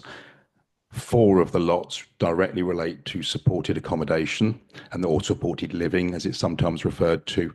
And that's where the individual is either in their own property or in a shared type property, receiving the appropriate care and support by the team that's delivering it. Then there is one final lot which relates to a residential, and that's for autism. And that's typically for more complex individuals that need a more residential placement. And so when this framework was let back in 2020, it brought that together. There are similarities in delivery, which is why it's linked, and there is often quite a link between mental health diagnosis and autism diagnosis and which one is most prevalent. So it fitted quite naturally together. And it's aimed at adults, so it's 18 plus. There isn't a preclusion on age, but typically it's, should we say, working age adults more than older people, and less about dementia. Can I just ask, I mean, if you take the complex autism, that's very, sorry, the complex autism, presumably that's fairly labour intensive. It includes the accommodation, but there will be live-in carers, for example, or I mean, that's the question actually. Yes. Yeah, and it will be a number because they want lives of their own, so they have to change over presumably. So it is quite a very, very specialist and costly area, I think. The framework's designed to account for a whole range of need and spectrum of need, which is why you've got kind of people eligible but lower level needs, and then people who have got really quite complex needs that need more support and a different type of offer to manage, right through to that 24/7 support. I've got a number of members who want to come back, but can I invite the officers to finish the presentation? If members could be patient, I will bring you back. I think we've answered everything today, unless I've... Are there a number of members who want to just clarify some things further? The first one is Councillor Daunton. Shauna, you mentioned that there was a good outcome for the 2 providers in response to Councillor Hayes' question. Who is doing the assessment and who is doing the evaluation so that it is possible to say that there is a good outcome? Who is involved in this? Which teams? And I say teams. Councillor Black. Thanks very much, Chair. I mean, just quickly with my earlier comments, I mean, we look at the paragraph 7 and the options. I mean, we're never going to consider the insourcing options if this is just a reply. I mean, the answer seems to be, well, we should have thought about that a year or so before this came up. But it's you wonder how you make it happen. I'm struggling a little bit with this in that I don't know who the current providers are, and I'm not sure. We don't name names in these documents, it seems, but if I'm to look up and see what their CQC ratings are and so on, you know, I haven't managed to do that on this occasion, which is a shame. But you know, I'd like to myself know what it is, what we're talking about. But what's come up from the discussion that I want to ask, it's clear we haven't got enough providers going here, and I mean, it seems to me that is because of the problems that we got, that we've had huge cuts, and I'm suspecting there are a lot of people saying, well, I won't make enough profit by moving into this sort of area, so I won't. And if we bring in new providers, we're told our current providers are CQC good, in one case certainly, and that we're happy with them, but are we going to be casting the net out to people who would start getting the CQC inadequates and requires improvement? And the other really big hole I'm looking at this is we've got £1 million that we haven't spent, and I'd like to get an idea of what has happened there. Is this £1 million unmet need that simply hasn't happened, or has that £1 million been spent in another way? For instance, has it gone on out of area provision, on I don't know, sort of a agency almost, you know, outsourcing of, you know, emergency contracts, and is it sort of ending up costing us more than if we had some people on this framework providing the care or the services that are needed? So I suppose that's the question. You know, instead of spending £1 million on this framework, what has happened? Is there unmet need or unexpected low demand, or are we spending it and perhaps spending more expensively somewhere else? I'm reminded that this is members coming back for short additional comments without wishing to criticise you, Councillor Black. Can people please be concise? There was Councillor Slatter. Thank you. I thought Councillor Taunton might ask my question because she's governor at CPFT. But having had the privilege of watching one of their talks on, what is it, whole genome sequencing, whereby somebody is tested and found to perhaps be suffering from some congenital condition for which there are some good therapies. Now, I'm interested in terms of some of the people we're talking about now, whose names are probably in the back of your mind, who are being looked after. There may be great things that they could learn from, you know, great things that their carers could learn from this sort of research. And I want to be sure we know how this goes to and fro across those boundaries I mentioned before, between nursing care and medical care, and in our case round here, groundbreaking research, whereby we can actually make things better for people rather than just coping with what they've got at the moment. Thank you. I've got to close the speakers list. I'm sorry, you've come back twice already, Councillor Steve. It's knowing which bit of the NHS. Okay, thank you, Councillor Slatter. You've made your point. You've made your point. Officers. Okay, Councillor Black, I'll start with your question, and then I'll bring Guy in to answer some of the others. In terms of insourcing and development of in-house services, I mentioned that we would longer term, beyond this immediate action, we will be reviewing all of the services within this area, and we know from we've already said within the commissioning strategy, we'll be looking to explore delivery model by delivery model, that mixed economy based on the evidence presented. So that consideration will form part of the longer term development of this area. In terms of a current list of providers, I'm really happy to share that with you as an action coming out from committee, and I can do that. And then from the £1 million spend, yes, it was spent. It just wasn't spent against this budget. So there wasn't an unmet need there. We spent it in a different way through providers that weren't necessarily sitting on that framework, but we met that need. And the business plan saving I referred to earlier looks at how expanding the capacity here will enable us to reduce the costly spend elsewhere. In terms of Councillor Slatter, your question about how we pick up and draw upon research in developing our services, we do that as part of what we call the commissioning cycle. So we work with our NHS colleagues through the accountable business units locally, and there's well-established network for health and social care and mental health and autism to work together in that area. We use those as forums through which we share that evidence of impact and outcome, and then we build that into the review and design of service delivery models moving forward, along with feedback from people with lived experience and providers, etc. And then I'm just going to bring Guy in to answer Councillor Daunton's question.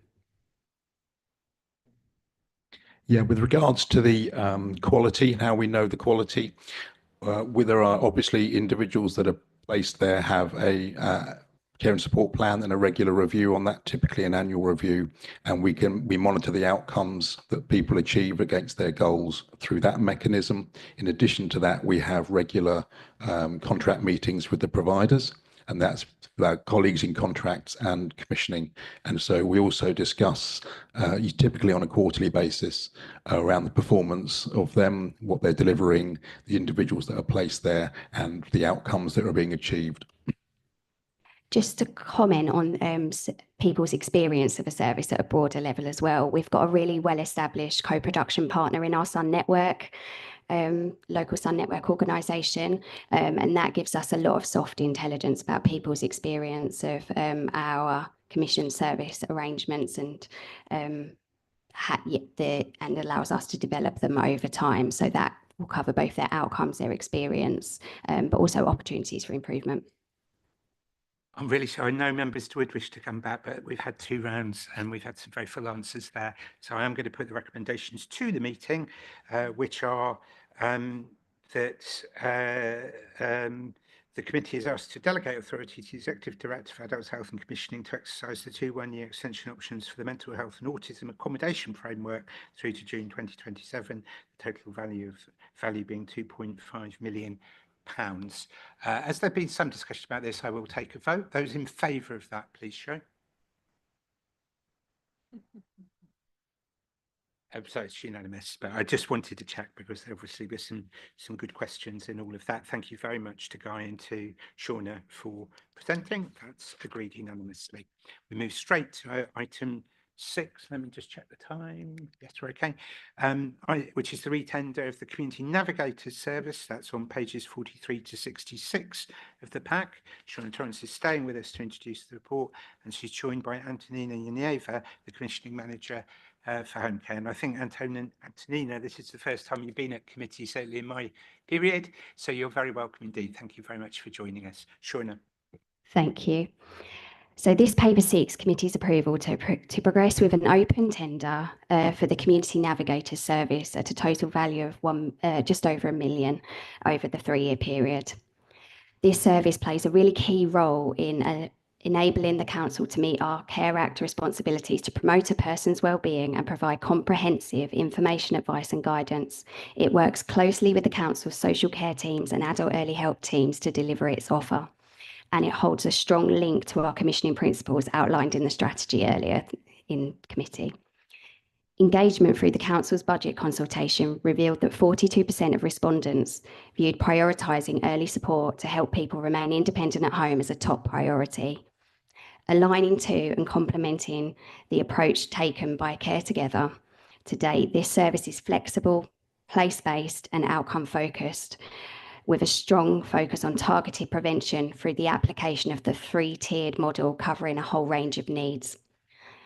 The service is currently provided by Care Network, a local registered charity, and delivery is supported by a network of 43 volunteers and 6 employed staff members. It manages around 3,000 referrals per year with great outcomes reported by people accessing the service.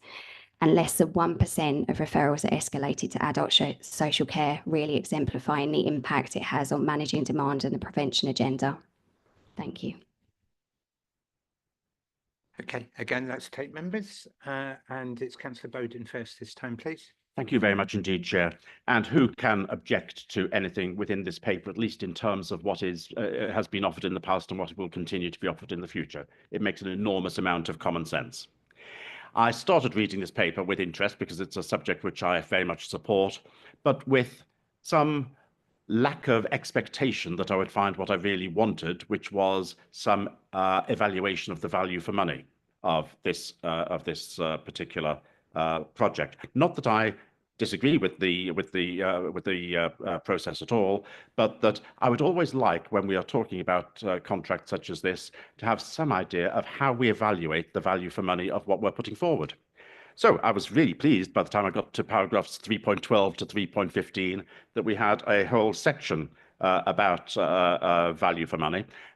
Although some of the information was a bit out of date, nevertheless, I very much welcomed the fact that we saw that. But that did raise some serious questions for me. First of all, we're told some useful, interesting information, even if it goes back to 2015, that the average return was back then £5.50 per £1 spent, which just justifies the whole approach as far as this is concerned. And some emphasis is made about the preventative impact of the work which is being done here, which I think is common sense and which is clearly demonstrated in this report. What we're not told, and it's difficult, but it can be done, what we're not told is what the marginal return is for this expenditure. That is, if we were to expend an extra £10,000, what would be the return? What would be the marginal return? And that's important because we should be seeking to maximize the benefit that we can get out of this. And the reason I question the marginal return and the amount of this contract is that in 2021, this contract was previously put out to tender for 4 years at a rate of £324,000 per year. We're now being asked to agree a further 3 years, effectively, at £354,000 per year, an increase of £30,000 per year. But inflation in that time has been substantially greater than 10%. It's been much closer to 20% than 10%. So this is a real terms cut in terms of the amount of money which is being spent on this particular service. And the reason that I raise this is that if, as I suspect, there is a quite significant positive marginal return from this expenditure, then it is in the interests of this council financially, quite apart from the interests of all the residents who might benefit from the service, it's in the interests of this council financially to put out a contract for significantly more than £354,000 per annum. Now, we're not given the information about what the estimate is of the marginal return of this expenditure, but I can't believe, especially given the increased demand that there has been over the course of the last 4 years and the likelihood of further increased demand in future years, I can't believe that there isn't a very significant positive marginal return on this particular proposed contract. In which case, why are we reducing the value of the contract in real terms? Should we be not increasing it, and increasing it potentially, if we're just looking about the finances, to the point where we stop having a positive marginal return? So my challenge is, and it's a quite serious one, should we only be putting this contract out for £354,000 per annum, or should we, in both our financial interests as a council and in the interests of our residents, be looking at a significantly higher figure? Thank you, Chair. Thank you. And I just remind the whole committee, social value is we are asking to be integrated in our business planning process. So I think it's a very fair and good question. Next one is Councillor Seif. Thank you, Chair. I must say that I do agree with marginal. If we've got marginal returns, we should go for them. You're doing it again, I just wonder. Councillor Seif. Move. Sorry. To your left. To your left. Okay. So it's right in front of your mouth. Yeah. We should spend more money if we have it. I mean, that may be the constraint. But my question relates to the commissioning process itself of this. Care Network is the current provider. It may not be if we go out to tender. They've been around since 2012, and they've got a very, very good record. I'm really sorry, but you're not speaking to the microphone. I'm sorry. Because I'm looking at the presenter. I'm looking at the presenters and speaking into the microphone. Care Network, good reputation, has done well in these years, but this whole contract is predicated on the ability for them to retain their volunteers. If those volunteers disappear for any reason, the effectiveness of their work will also disappear. So my question really is, how are you going to ensure, in fact, you could ask this to Care Network, but any future bidder, what are their recruitment, retention, training procedures? What are the nature of the volunteers? Why are they volunteering? I mean, you're not going to be able to answer all of this now, but I mean, are they training for a qualification, which they then get and leave? How are we going to ensure that whoever next takes on this contract is able to provide the quantity and quality of volunteers that is required? Thank you. Thank you. Councillor Taylor. Thank you, Chair. I am actually seeking some insurance on this after reading one of the case studies. So obviously at 2.3, the service, it says, is a key part of the council's prevention and early intervention offer, working closely with adult early help, front door and operational teams. So when I look at the case study 1, the client who had a double leg amputation was struggling with being housebound for 2 years. They presented with low mood and was finding it difficult to come to terms with their situation, expressing concerns about their relationship, and their primary goal was to leave the house and regain sense of independence. My concern is, why was this resident housebound for 2 years? Are our residents that need help falling through gaps? It is a big concern with this. I understand, the navigation retendering, but that has just really jumped out at me. Absolutely, the outcome of that was positive. It was a referral from adult support worker. So there was already, help there, but why was that person? I know we can't go into that individual case, but it really does worry me that we've already got an adult support worker there who couldn't give this information. So I'm just understanding the purpose, the remit of the navigation service, as opposed to this one case. And I'm sure there are much more positive outcomes with it, but it's just something that really jumped out at me. Thank you, Chair. Yep, very fair question. Councillor Goodliffe. Thank you. Firstly, I'd like to put on record our thanks for the volunteer contribution. And as a volunteer, I know it's incredibly rewarding, but obviously has a huge impact on time and what we can do. My question is, when we're looking at delivering something through volunteers, are we ensuring through KPIs in a contract that the volunteers are supported both in terms of training and covering any expenses incurred? But my other question is, for us as a council, should we consider where we're using volunteers to deliver a service that actually we should be employing people and paying them to do?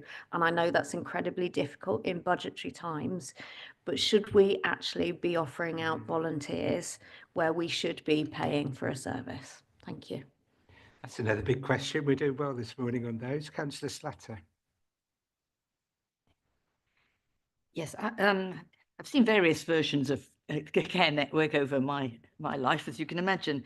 And obviously lockdown made a lot of people realise how important such things could be, but the volunteers came and then went again in that time. And volunteers do age like some of their clients. And obviously you've got to have, as both Councillor Seath and Goodliffe have said, it needs to be sustainable. We need to be able to replace them at their own, in their own good time. And that is very important. I'm wondering just how much our commissioning process for whoever takes this next will involve the work of the district councils, and what, if anything, there is in the way of funding coming from the district councils. Having been on the Cambridge City Council myself in the past, we know that they have some budgets, tiny of course, But when you can put two together, obviously you get more. And I would like to know geographically, we've got 6 + 5 paid workers, so presumably it's one in each district. So we got that geographical spread. Are the district councils helping with this? Are they paying their way? And how are we going to carry this forward to make sure we got the paid individuals as well as the supported but unpaid ones? Thank you. Thank you. Councillor Hay, please. Thank you, Chair. As a previous volunteer for Care Network for a number of years, I can attest to the good work that they really, really do. And they are enabled to do that through their volunteers. And somebody mentioned, do their volunteers get training and payment? Certainly when I was with Care Network, we were offered training and payment for out-of-pocket expenses. And sometimes it's just the little things like going and sitting with somebody who's got dementia so that their partner has chance to get out of the house and have some quality time. So I fully endorse this. So I'm sorry it's not a question, but I felt I had to get that out there. It was very welcome. And I think you're symbolic of many of those volunteers that we'd want to say thank you to and recognise what they do. Last speaker is Councillor Daunton. Thank you. Brief question, I hope. Were we to have a diagram of all the services on offer in the field, where would the community navigators fit? I think that would be really helpful. There are lots of things, different kinds of things on offer, volunteer help, paid help, services provided by the county council, services provided by the district councils. Where in all of that, where do the community navigators sit?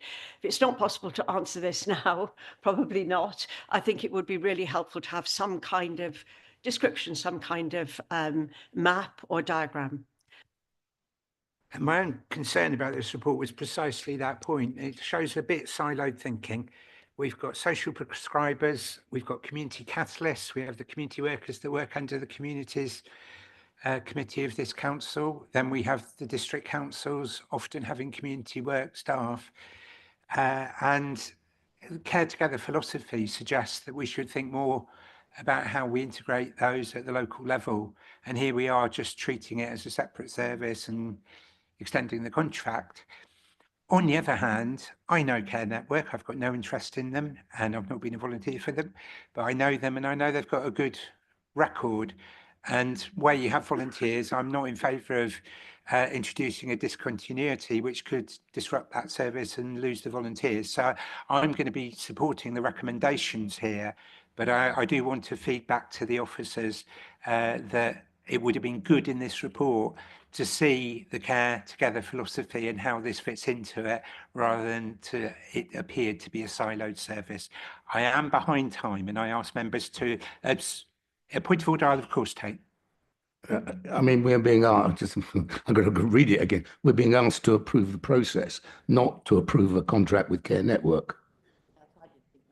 Not a point of order, but it's correct that it'll be a tender process. So it's not about Care Network itself. I mean, thank you. Right. Right. You've asked for clarification. It's not a point of order, but of course we're approving the issuing of a tender for a contract, not for any one provider.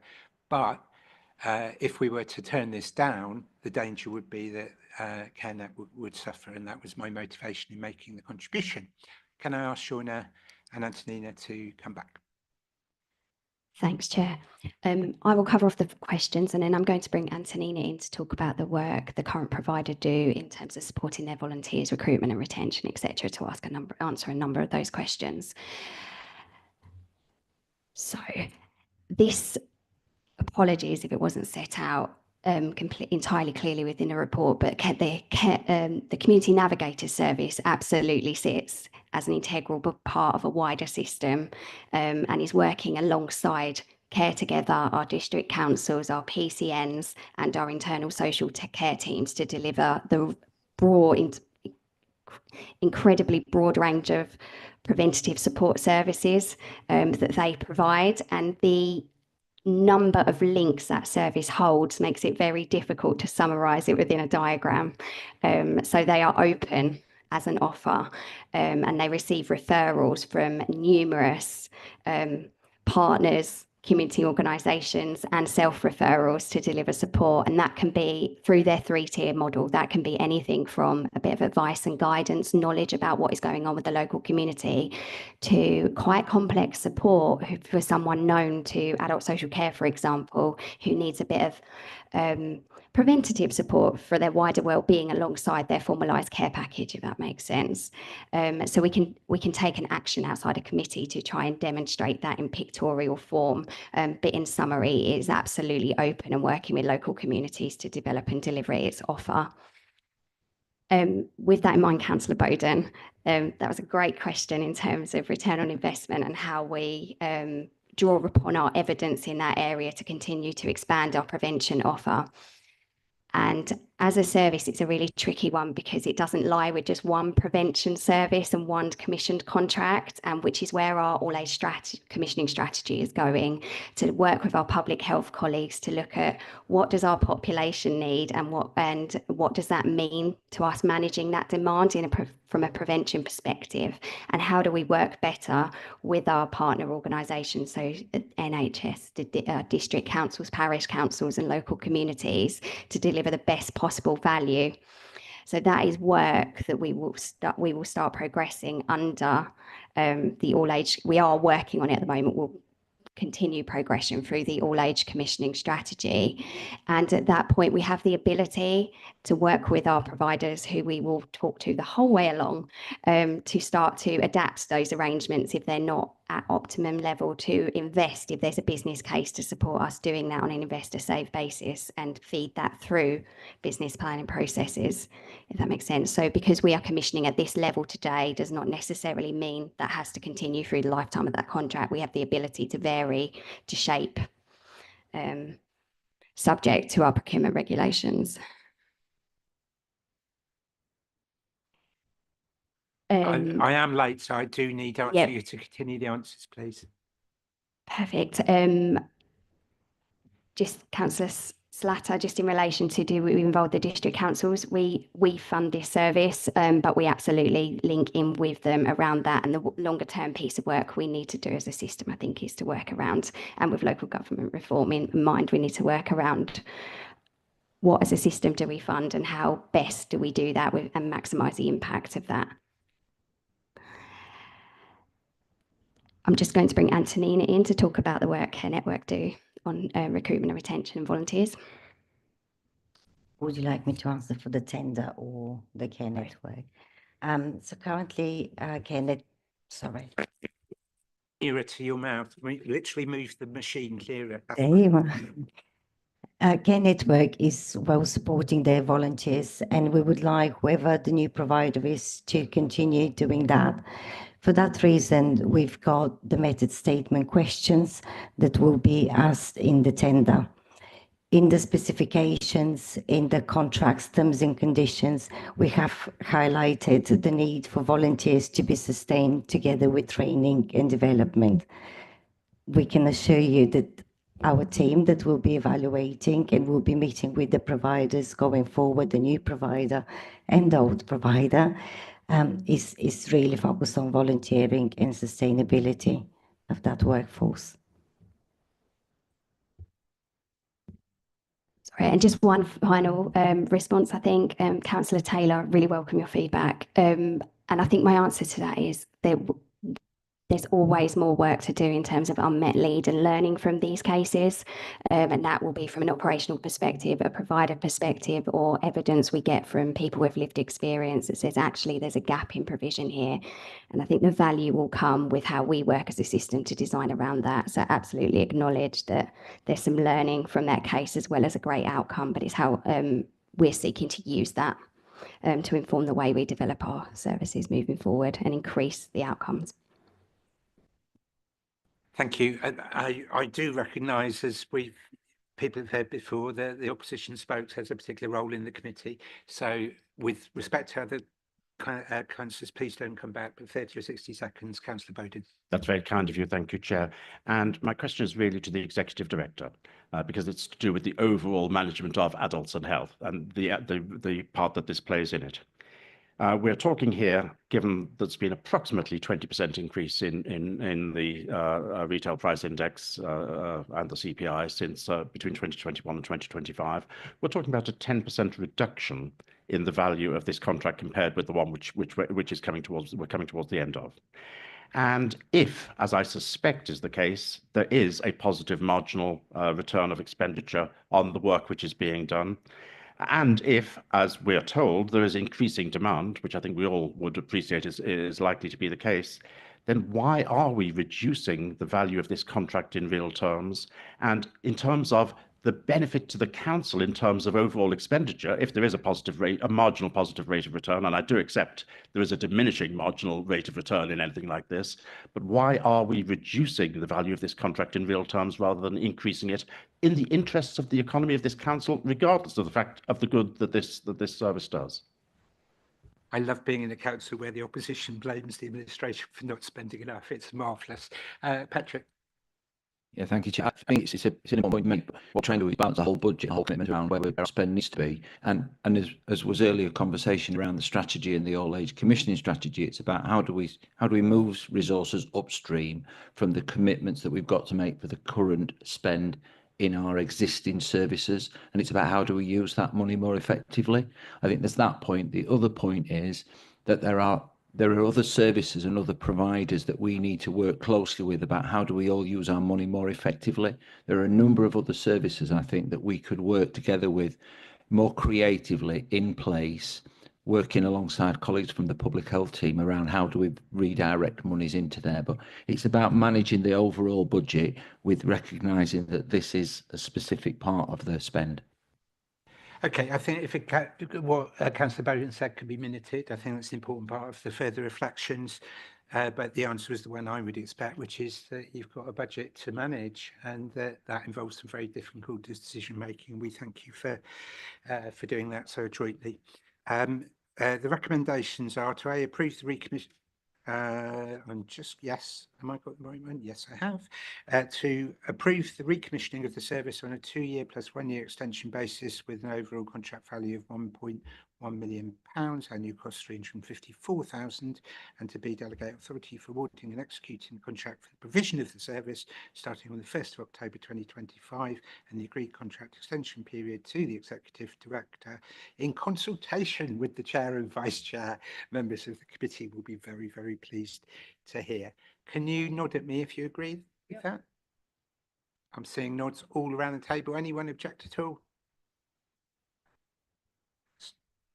Sorry, Councillor Bowden. I'll abstain, if I may, Chair, on the grounds that to say that we're restricting this in budgetary terms is just nonsense if there is a positive rate of return on the expenditure. Okay. I'm going to take a vote because I think if people want to register different views, they should be able to do so. Those in favour of the recommendations, please show. Those against, please show. And those abstaining, please show. Thank you. Okay, that's agreed with 1 abstention and none against. We've hit 12 o'clock, so there's a short 5-minute break, folks. Can you be back in your seats at 12:10?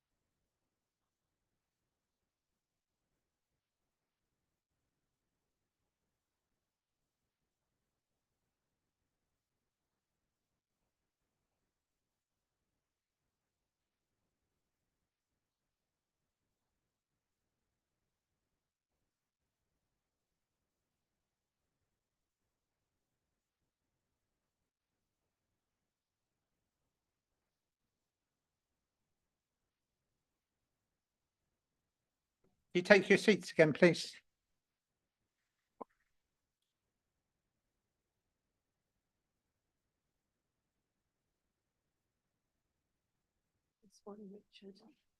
Still hoping 1 o'clock.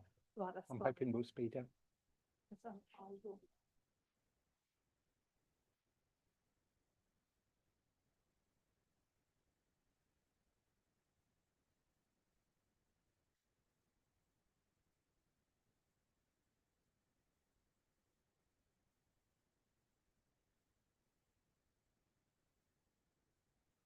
Okay, we're going to restart with item 7, the Customer Care Annual Report 23-24.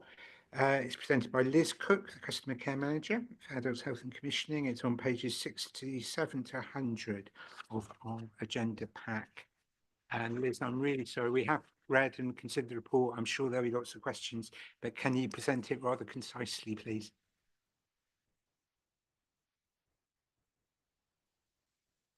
The button, yeah. Right, thank you. As advised by the chair, I'm here to present the annual report, which provides valuable insights into the concerns raised by the people we support across adults health and commissioning in Cambridgeshire. It intends to show that we are both receptive and reactive to the feedback and welcome this as a positive opportunity to enhance the services we provide. Your scrutiny is welcomed alongside any comments and subsequent approval of the report so that we can publish it on the Council's website. This ensures we comply with our statutory responsibilities and not showing transparency about feedback received and actions taken. Thank you. Thank you very much. Can I ask members to contribute? I've seen Councillor Daunton first. I just got a very brief contribution.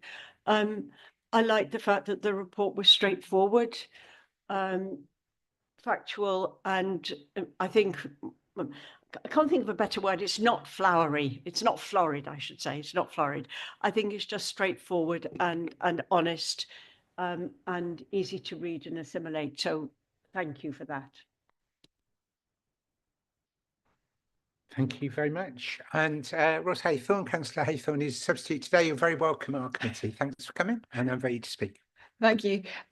Yeah, so complaints are really good. They're really healthy. They show we've got a healthy democratic system. I don't think there's many complaints in North Korea.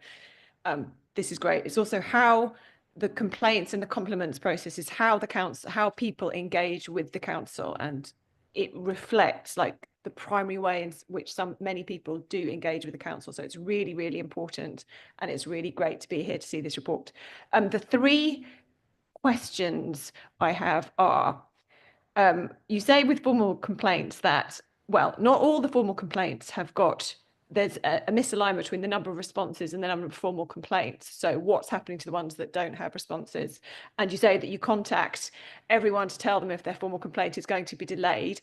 And at risk of everything being kind of monitored ad infinitum, that is absolutely brilliant if you do that, and it would be very unusual in terms of my experience with the council overall. So I'd just like to understand if that, you know, it'd be really good to make sure that really, really is happening, because it is so frustrating when complaints just disappear.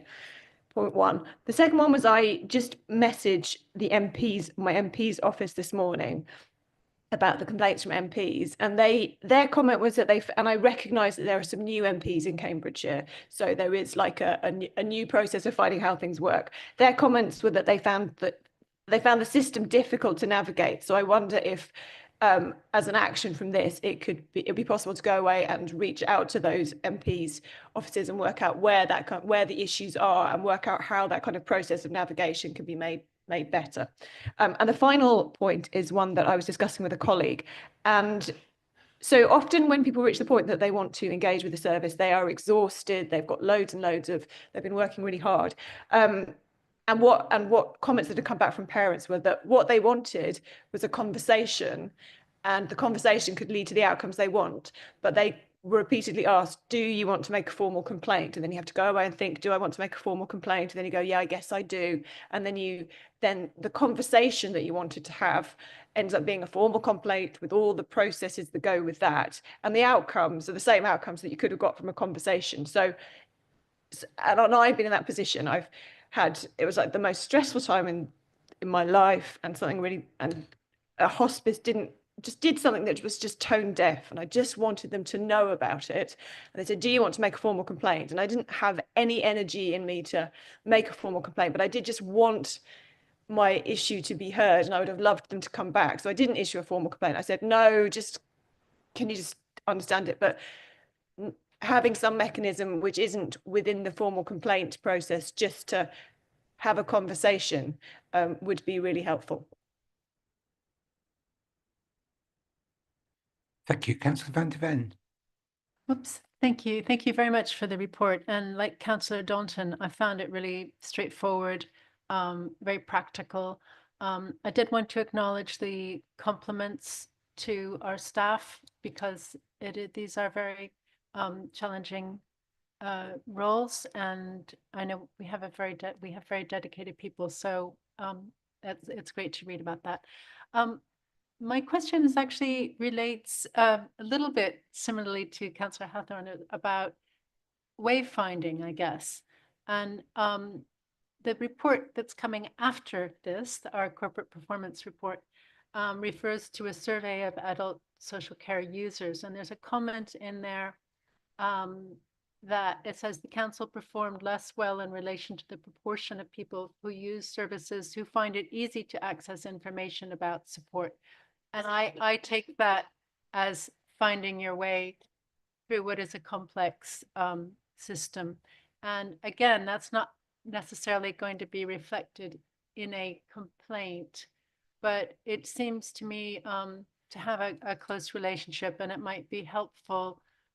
I don't know if we can reflect anything about that or learning from that in next year's report. Thanks. Thank you. Councillor Slatter. Yes, thank you. I wasn't quite sure whether to ask this question now or in the next item either. On page 93 at the top, we're talking about learning and service improvements.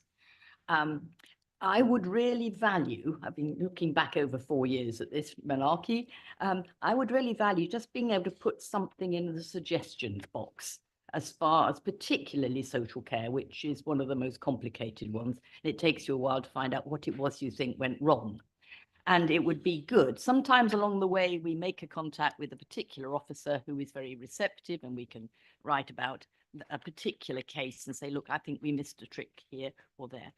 At the moment, I'm not aware of there being any such mechanism. I would be pleased to hear it got introduced, and indeed was part of a future report, because I think you talk about the people we support and their representatives. Well, that does include the councillors, who don't actually appear in this by name, and yet they're held responsible for a great deal of it in person. So can we have something in there that is relatively informal? Trust us to produce something that is quite useful to you and may well lead to a conversation, or just, yes, we are into that, and they can tell us. Okay, thank you. Thank you. Sorry, I wasn't properly through you, Chair. I do apologise. Don't worry. Councillor Bowden. Thank you, Chair. First of all, this report is always useful because it gives us the opportunity for some reflection and consideration about the service which is provided, and where things go right and where things go wrong. And that's always a valuable thing to do. And we should continue to be a learning organisation which accepts that we never get everything 100% right. Things can always be better, and we look at these comments in a positive way rather than a negative way. They're not meant to be we're not trying to threaten anyone. We're not trying to assign blame to anyone, but it is important that we are open to comments, some of which may not be what we want to hear, but nevertheless, it's important that we hear what our service users say. And looking at the themes of complaints, I note that 5 of the first 6 which are mentioned are to do with finance, some of which are remarkably simple. Not surprising, there is dissatisfaction when social care assessments result in a reduction of funding, whether that's correct or not. It's not surprising there's dissatisfaction, but that the allocation of payments against invoices is a problem. Really, that's not a difficult thing to sort out if it's challenged, if it's approached in the right way. And the fact that people are still saying that, and I'll come to personal examples very shortly, the fact that people are still saying that does really worry me. the fact that there are still problems with the timeliness, most definitely the timeliness, and the accuracy of both invoices and debt recovery correspondence is poor, and that there are delays continuing with financial assessment process and poor communication. And there is dissatisfaction with the outcome of the financial assessments, particularly where financial contributions increase or where there's a dispute about the financial threshold, whether it was met or not. Now, I've actually experienced with individuals in my own division real frustration by people who feel that they are not managing to get their points across to the relevant people within the county council, and they're not it's as though everything they say it almost hits a brick wall. Now, I've dealt with individuals who've acted on behalf of others who have been very competent in managing their own finances, who have found themselves utterly frustrated by the number of times amendments are made, sometimes incorrect amendments are made to the assessments and to invoices which are raised. And I think that we really need to look in some depth. When I say we, not necessarily this committee, it's much more appropriate for officers, but look in real depth at a senior level at some of these cases where people say they haven't received the service which they would have expected. I think it would be really valuable for that to be looked at, because certainly in some cases which I've seen in my own division, if CCC were a business and I was seeing this sort of response from my customer, I would be desperately disappointed and want to change it. Now, I don't know if I only see the bad examples and the overwhelming majority are positive and have no problem whatsoever, or if it's only a certain number who come to me because they think that I can do something as a county councillor. I just don't know how prevalent the problems are which I've seen. But some of the problems which I've seen from individuals have been really straightforward and simple things to solve in principle. And when you talk about the allocation of payments against invoices as being a recurrent theme, that is really not a difficult thing to sort out. And it does make me concerned that on the financial side, we still haven't got this as good as we might like. Thank you, Chair. And a short contribution from myself. There's a lot of statistics in this report, as probably there have to be, but almost too many.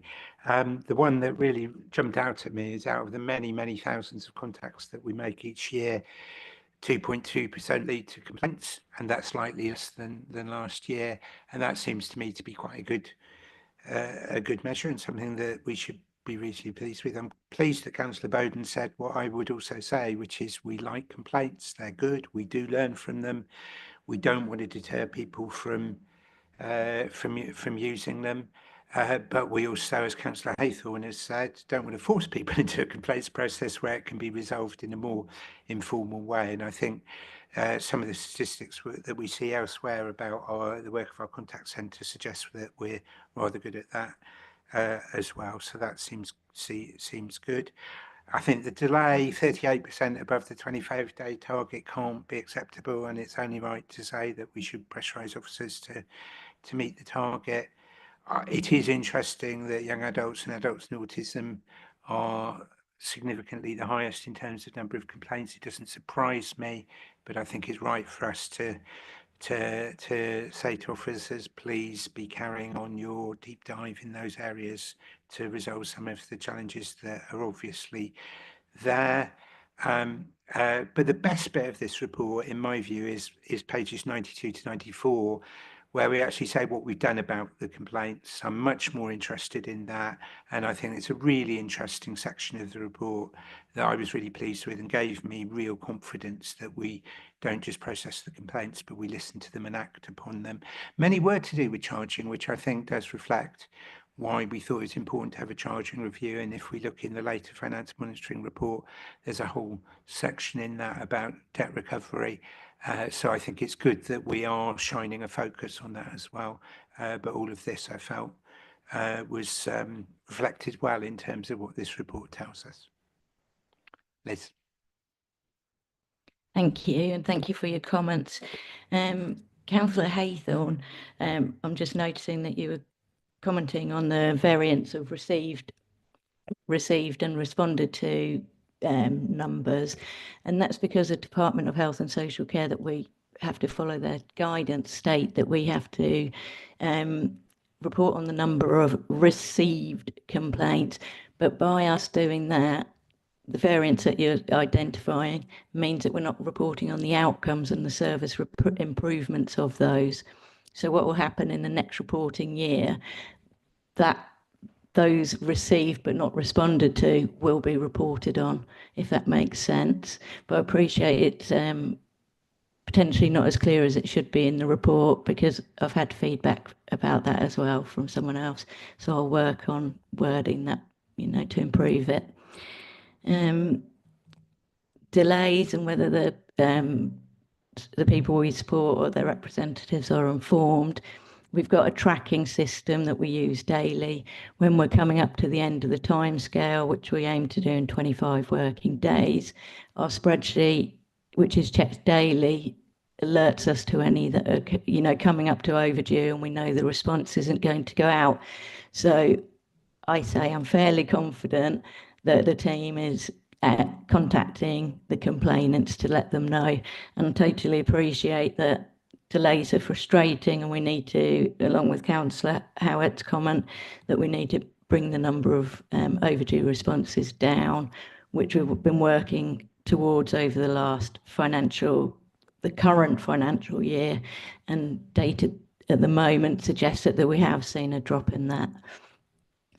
MPs finding it difficult to navigate. I agree with those comments. We've got new MPs, and I think the process they're becoming more au fait with the process, but also linking into your fourth point about conversations and not having to go through a formal process.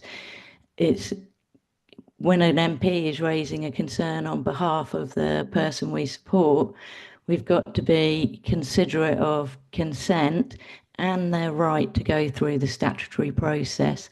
So what we'll do is suggest to the MP or say to the MP, it's complex.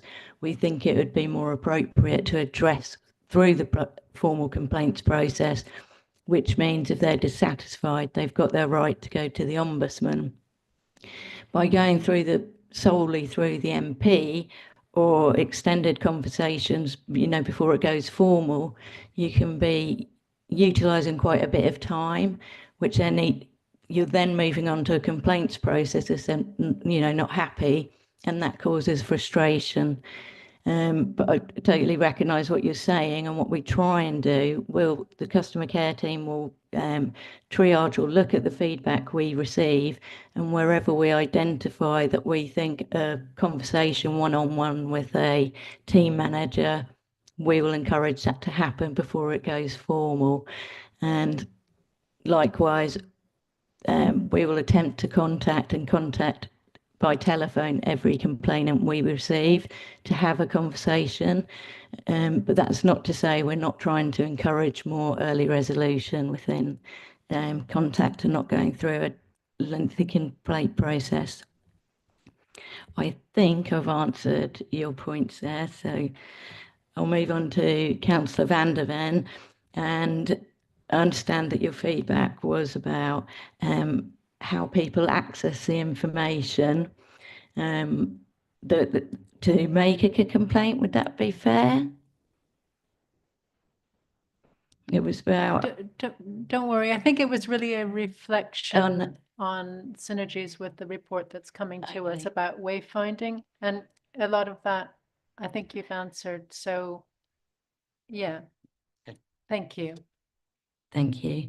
And Councillor Slatter, you pick out that or notice that councillors are not included, which is, we usually, so the last report, and I believe the one before that, reported on the number of councillor inquiries, but it wasn't representative of the number of councillors who actually approach Adults Health and Commissioning on behalf of their constituents to get the support. So it was felt probably that it wasn't accurate to say we've had 9 during 2023 to 2024, when you may well have, between you have contacted us a lot more than that, yeah. So what we've done over the this current financial year is implemented a new councillor process, so it's more, not necessarily more formal, but that they come through the customer care team, and then we're able to record on the number we get. in order to put it in the next financial year report, annual report. And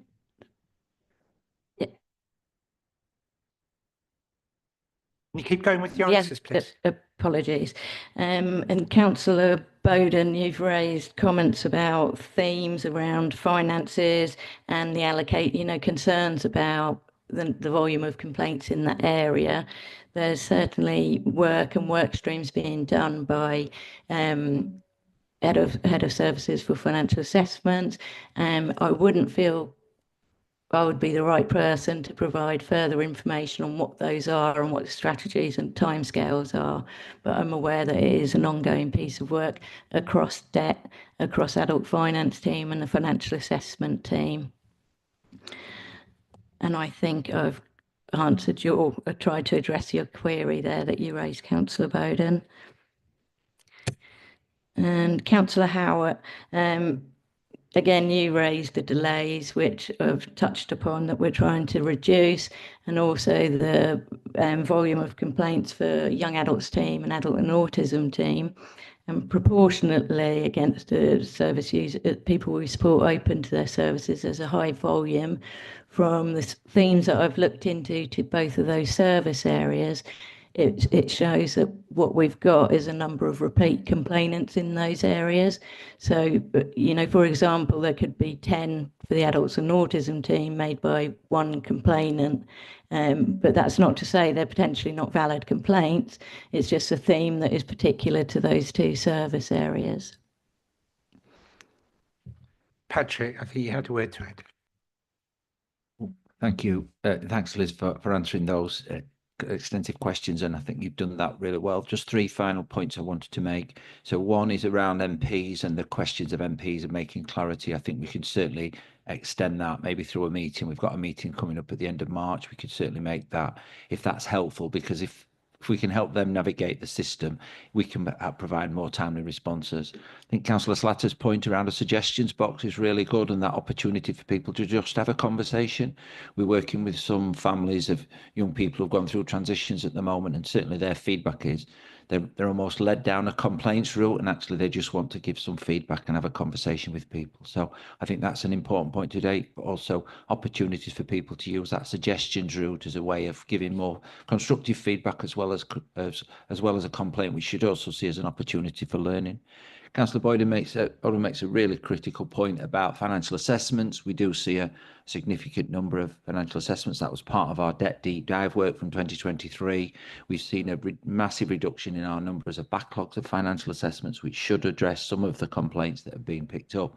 But I think the other bit is, I think we've got to be much more open to speaking to people about what their experience has been like, not waiting for a complaint, because financial assessments is an extremely complex stage. Even for people who are financially minded, it becomes extremely complex, and I think we've got to learn from that and be more proactive in the way that we consider it, so that hopefully we can address those complaints by using that learning and making the process simpler. Just 30 seconds, Councillor Slatter, if you may. I was pleased to hear that there is a way for councillors to just give you a considered comment, but I wasn't aware it was there. I apologise if I've missed a directive, but can we make sure that all the new councillors know when they've had an issue, it's often several different cases put to one, this is an issue, can you look into it? And to know that to have an email address to send that to would be extremely useful. Thank you. Thank you. The recommendations are that we scrutinise and comment on the Adult Social Care Customer Report 23/24 and agree to its publication on our website. Everyone happy with that? Looking on both sides of the aisle? Anyone object to it? No. Thank you very much. Thank you, Liz. That was great. I'll take the committee's guidance. We've all read the performance reports, I'm sure. Would you be happy that we move straight to questions on both? And not have presentations? Yes, I'm seeing nods. So if we take 8A first, Adult Corporate Performance Report with Sarah. Questions from members, please. Or comments? Councillor Van Dwyn. I made a comment in the earlier item, but Ironically, it's missing a number. It should be 4.6, but it's that wayfinding and the number isn't there. So it needs to be added. And it shows we read the report. I will comment that the highest quality of life score for 3 years is from our service users is obviously very, very good. I was happy to read that, and that we're good on prevention and on safeguarding. The waiting lists are creeping up a little bit, but I've talked with officers about that, and that's within the normal margin of ups and downs, not a long-term trend, they believe.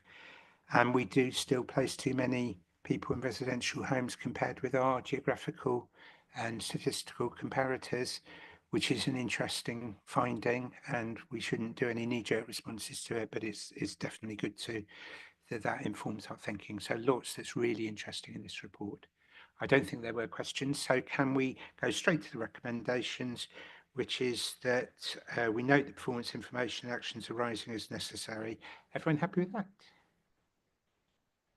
Okay.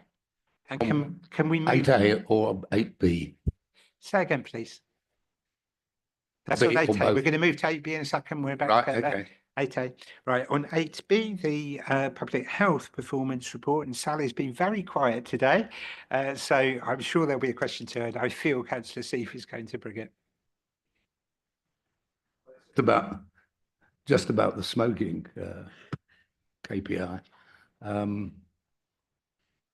We only achieved 42%. I'm really sorry, but again, more closely. Oh, my goodness me. Not doing very well today. I normally get this right. Yeah, the smoking target, which we only seem to have achieved 40% of the annual target. And I just wonder why it is failing. You may well be explained further down in the document, but are we spending a lot of money to no effect? It's not really about the money. It is about helping people giving up smoking. Why are we not securing the outcome that we all want to see? Yep. Any other questions? Thank you. Any other questions or comments? Councillor Bode? Thank you, Chair. This time it's Councillor Seif who's stolen my thunder slightly, but that's fine because I think we're both on the same page on this. This is not new. It's a difficult service to provide and to get the sort of results that we want. But the importance of it is, and I didn't appreciate this until a few years ago. I've never been a smoker, by the way, but I always assumed if someone had smoked all their life, then pretty pointless them stopping smoking at a later age because they'd already done all the damage there was to be done. And I was educated by a previous Director of Public Health. That's not the case at all. And that even individuals who smoked heavily all of their lives will be most likely to get a significant health improvement by stopping smoking even late in life. So it is a really valuable service. And it's my experience that there are many people who say they'd like to stop smoking, but they just can't. And I just wonder whether we need to advertise more widely within Cambridgeshire. We need to advertise more widely that there are these services available and to make use of the opportunity that there is, because these numbers aren't as good as they should be. They're not as good as they could be. I'm grateful for every single person who does stop smoking, and I'm pleased about any health benefits they get, but we could have more. And I know, I'm sorry to say, that Fenland is by far the worst offender as far as the 5 districts are concerned in terms of the level of smoking, and particularly, it has to be said, in the Wisbech area. And the more that can be done to target those areas where people continue to smoke but would like to stop smoking, the better the outcomes will be for the health of the area as a whole. Thank you. Anyone else? Councillor Slatter. Thank you. Related to what Councillor Bowden has just said, I'm wondering if our county council officers are in any way helping to design smoking shelters, complete with posters and QR codes about ceasing smoking, because as you say, those are the ones that cluster underneath the shelter. In the case of the biomedical campus, I was asking for them to be properly ventilated as well. They've got so much tech there, it shouldn't take too much effort. But on the other hand, just the ordinary factory gate almost smoking shelter with those sort of posters, I think that is a package we could help employers to produce. It would just be one bit of work we could then send out, and I don't know whether that's already happening, and in which case it'd be great if it does it more. Thank you.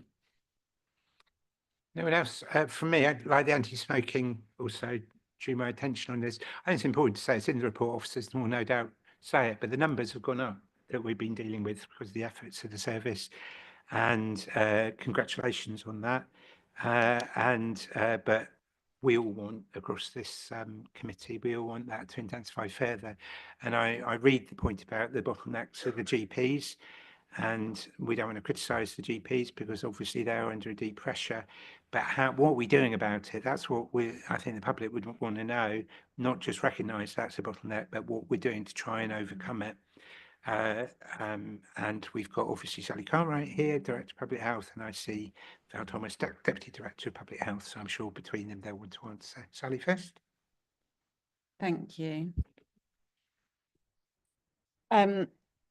So I think the stop smoking figures are slightly misleading in the way that they're presented, because they sort of look worse than they actually are, because they're read against an annual target, and we're looking at quarterly data, which obviously is not going to have met the annual target yet. So I think there's a slight, I think we could probably present it a bit more clearly going forward.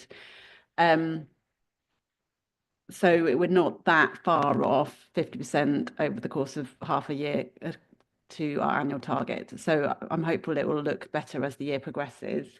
That said, there is definitely more that we can be doing, and looking at building on the service that are delivering and achieving more, and think about health inequalities. And the good thing is obviously we've got this smoke-free generation funding now, which is all about increasing the number of quits that come through and doing some really targeted work to focus on those population groups that have higher smoking prevalence geographically, or some of those more vulnerable cohorts, such as homeless groups that we have some really good targeted work with.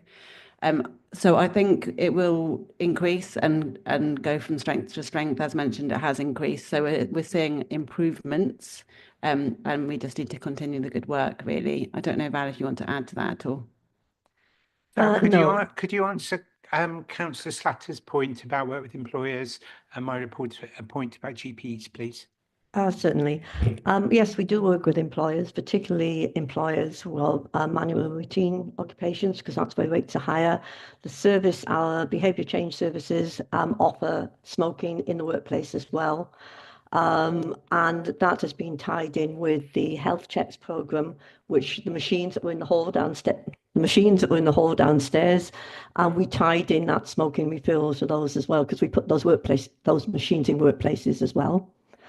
I think with the GPs, we know that GPs, this is not high on their, I think they see it as a priority amongst many. I wouldn't say they don't see it as a priority, but it's a 4 to 6 week intervention, and they just don't have the capacity.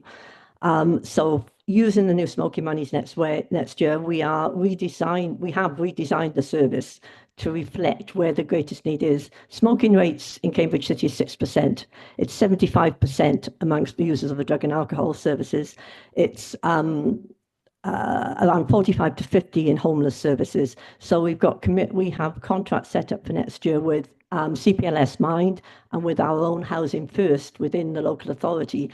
These organisations work with those high rate groups and to really focus on, and the rest of the organisation the rest of the service, the behaviour change service, will continue to support GP practices and do outreach in the community. Brilliant. Thanks for being concise. The recommendations are to acknowledge the performance and achievements and support the actions undertaken where improvements are necessary. People are happy with that? We do have to go into private session at the end, so I'm going to ask for the finance monitoring report, item 9, pages 142 to 184, to be very concise. Patrick? Yeah, thank you, Chair. Thanks to Justine and the team, as always, for the support they give to officers in the Directorate. There are 3 key points I just want to draw your attention to. Paragraph 3.1.1, the overall position for the Adults Health Commissioning budget at the end of January is a forecast underspend of 7.833 million. That includes the forecast underspend in public health of 340,000 and an assumption that that would be transferred to public health reserves at the year end. I then draw your attention to the issues on social care debt, which is at 3.2.1. So the overall overdue debt stands at 21.2 million at the end of January, up from 20.9 million. And included in that, in addition, we've got overdue debt from health partners, which stood at 10.3 million, down from 12.9 million. And as was highlighted in Councillor Howitt's opening speech around the challenges we have with the ICB and a resolution that we're seeking through a chief executive escalation through the dispute process at the moment. And then the final point to note is that a paper was taken to the Audit and Accounts Committee around client contributions and the way that we manage with credits. And section 3.3 is the extract from that paper, which just gives you some further more detailed evidence around the way that we use credits.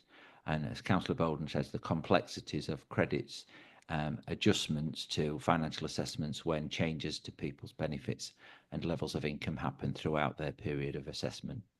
Happy to take any questions. Thank you. Questions or comments, please? Okay, and we miss Justine, but she is there and she'll be there next time as well. So thank you very much. Thank you, Patrick. Can we note the Finance Monitoring Report? Thank you. And by the way, Justine and her team won Team of the Year at the Council's Spotlight Report Awards earlier this week and deeply deserve it. Round of applause, fine.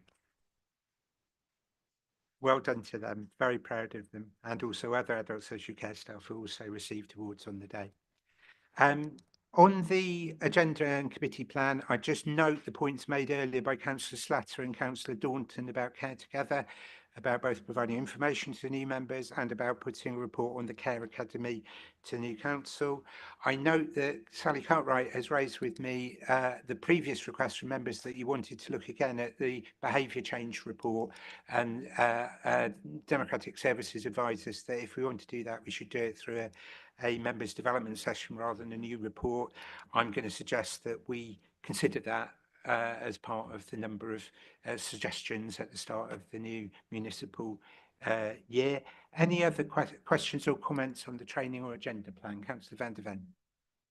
In addition to the Care Together mention, I think we've been anticipating a paper at this meeting on the agenda, a formal paper, and that hasn't happened yet, and I think we need that. And in terms of training plan, as we are an outgoing council, I would just appeal to Democratic Services to please ask us what we thought worked well, what we would like, what we would find helpful next time. There's a huge bombardment of training at the beginning. A lot of it just can't stay in your head. It's too much all at once. And we need continuous learning. And yeah, so please, you know, we'd love to tell you what we think. Thanks. If all of that could be noted in the minutes, that's great. And essentially, I think the point is a number of the members are standing down, and could you offer exit interviews to them to make sure that we don't lose their wisdom? I think it's a great idea, I have to say, if you have got the capacity to do that. Which does bring me to my final pleasurable point. It's been 4 years that I've had the privilege and honour of chairing this committee. We've had some really good discussions. I did think we started off rocky between the administration and the opposition, but we did move over that. And I think there have been very respectful relations around this table. I think people here are passionate about both public health and adult social care. Many people have got direct experience, not just working with constituents, but from their working and volunteering lives that they've brought to the discussion. And whether you are hoping to return to the authority or whether you are perhaps standing down, I would like to personally place on record my thanks for what I think is a super committee and a great set of colleagues across all the different party groups that are represented here. I now have to ask us to move into private session for one final report in the morning.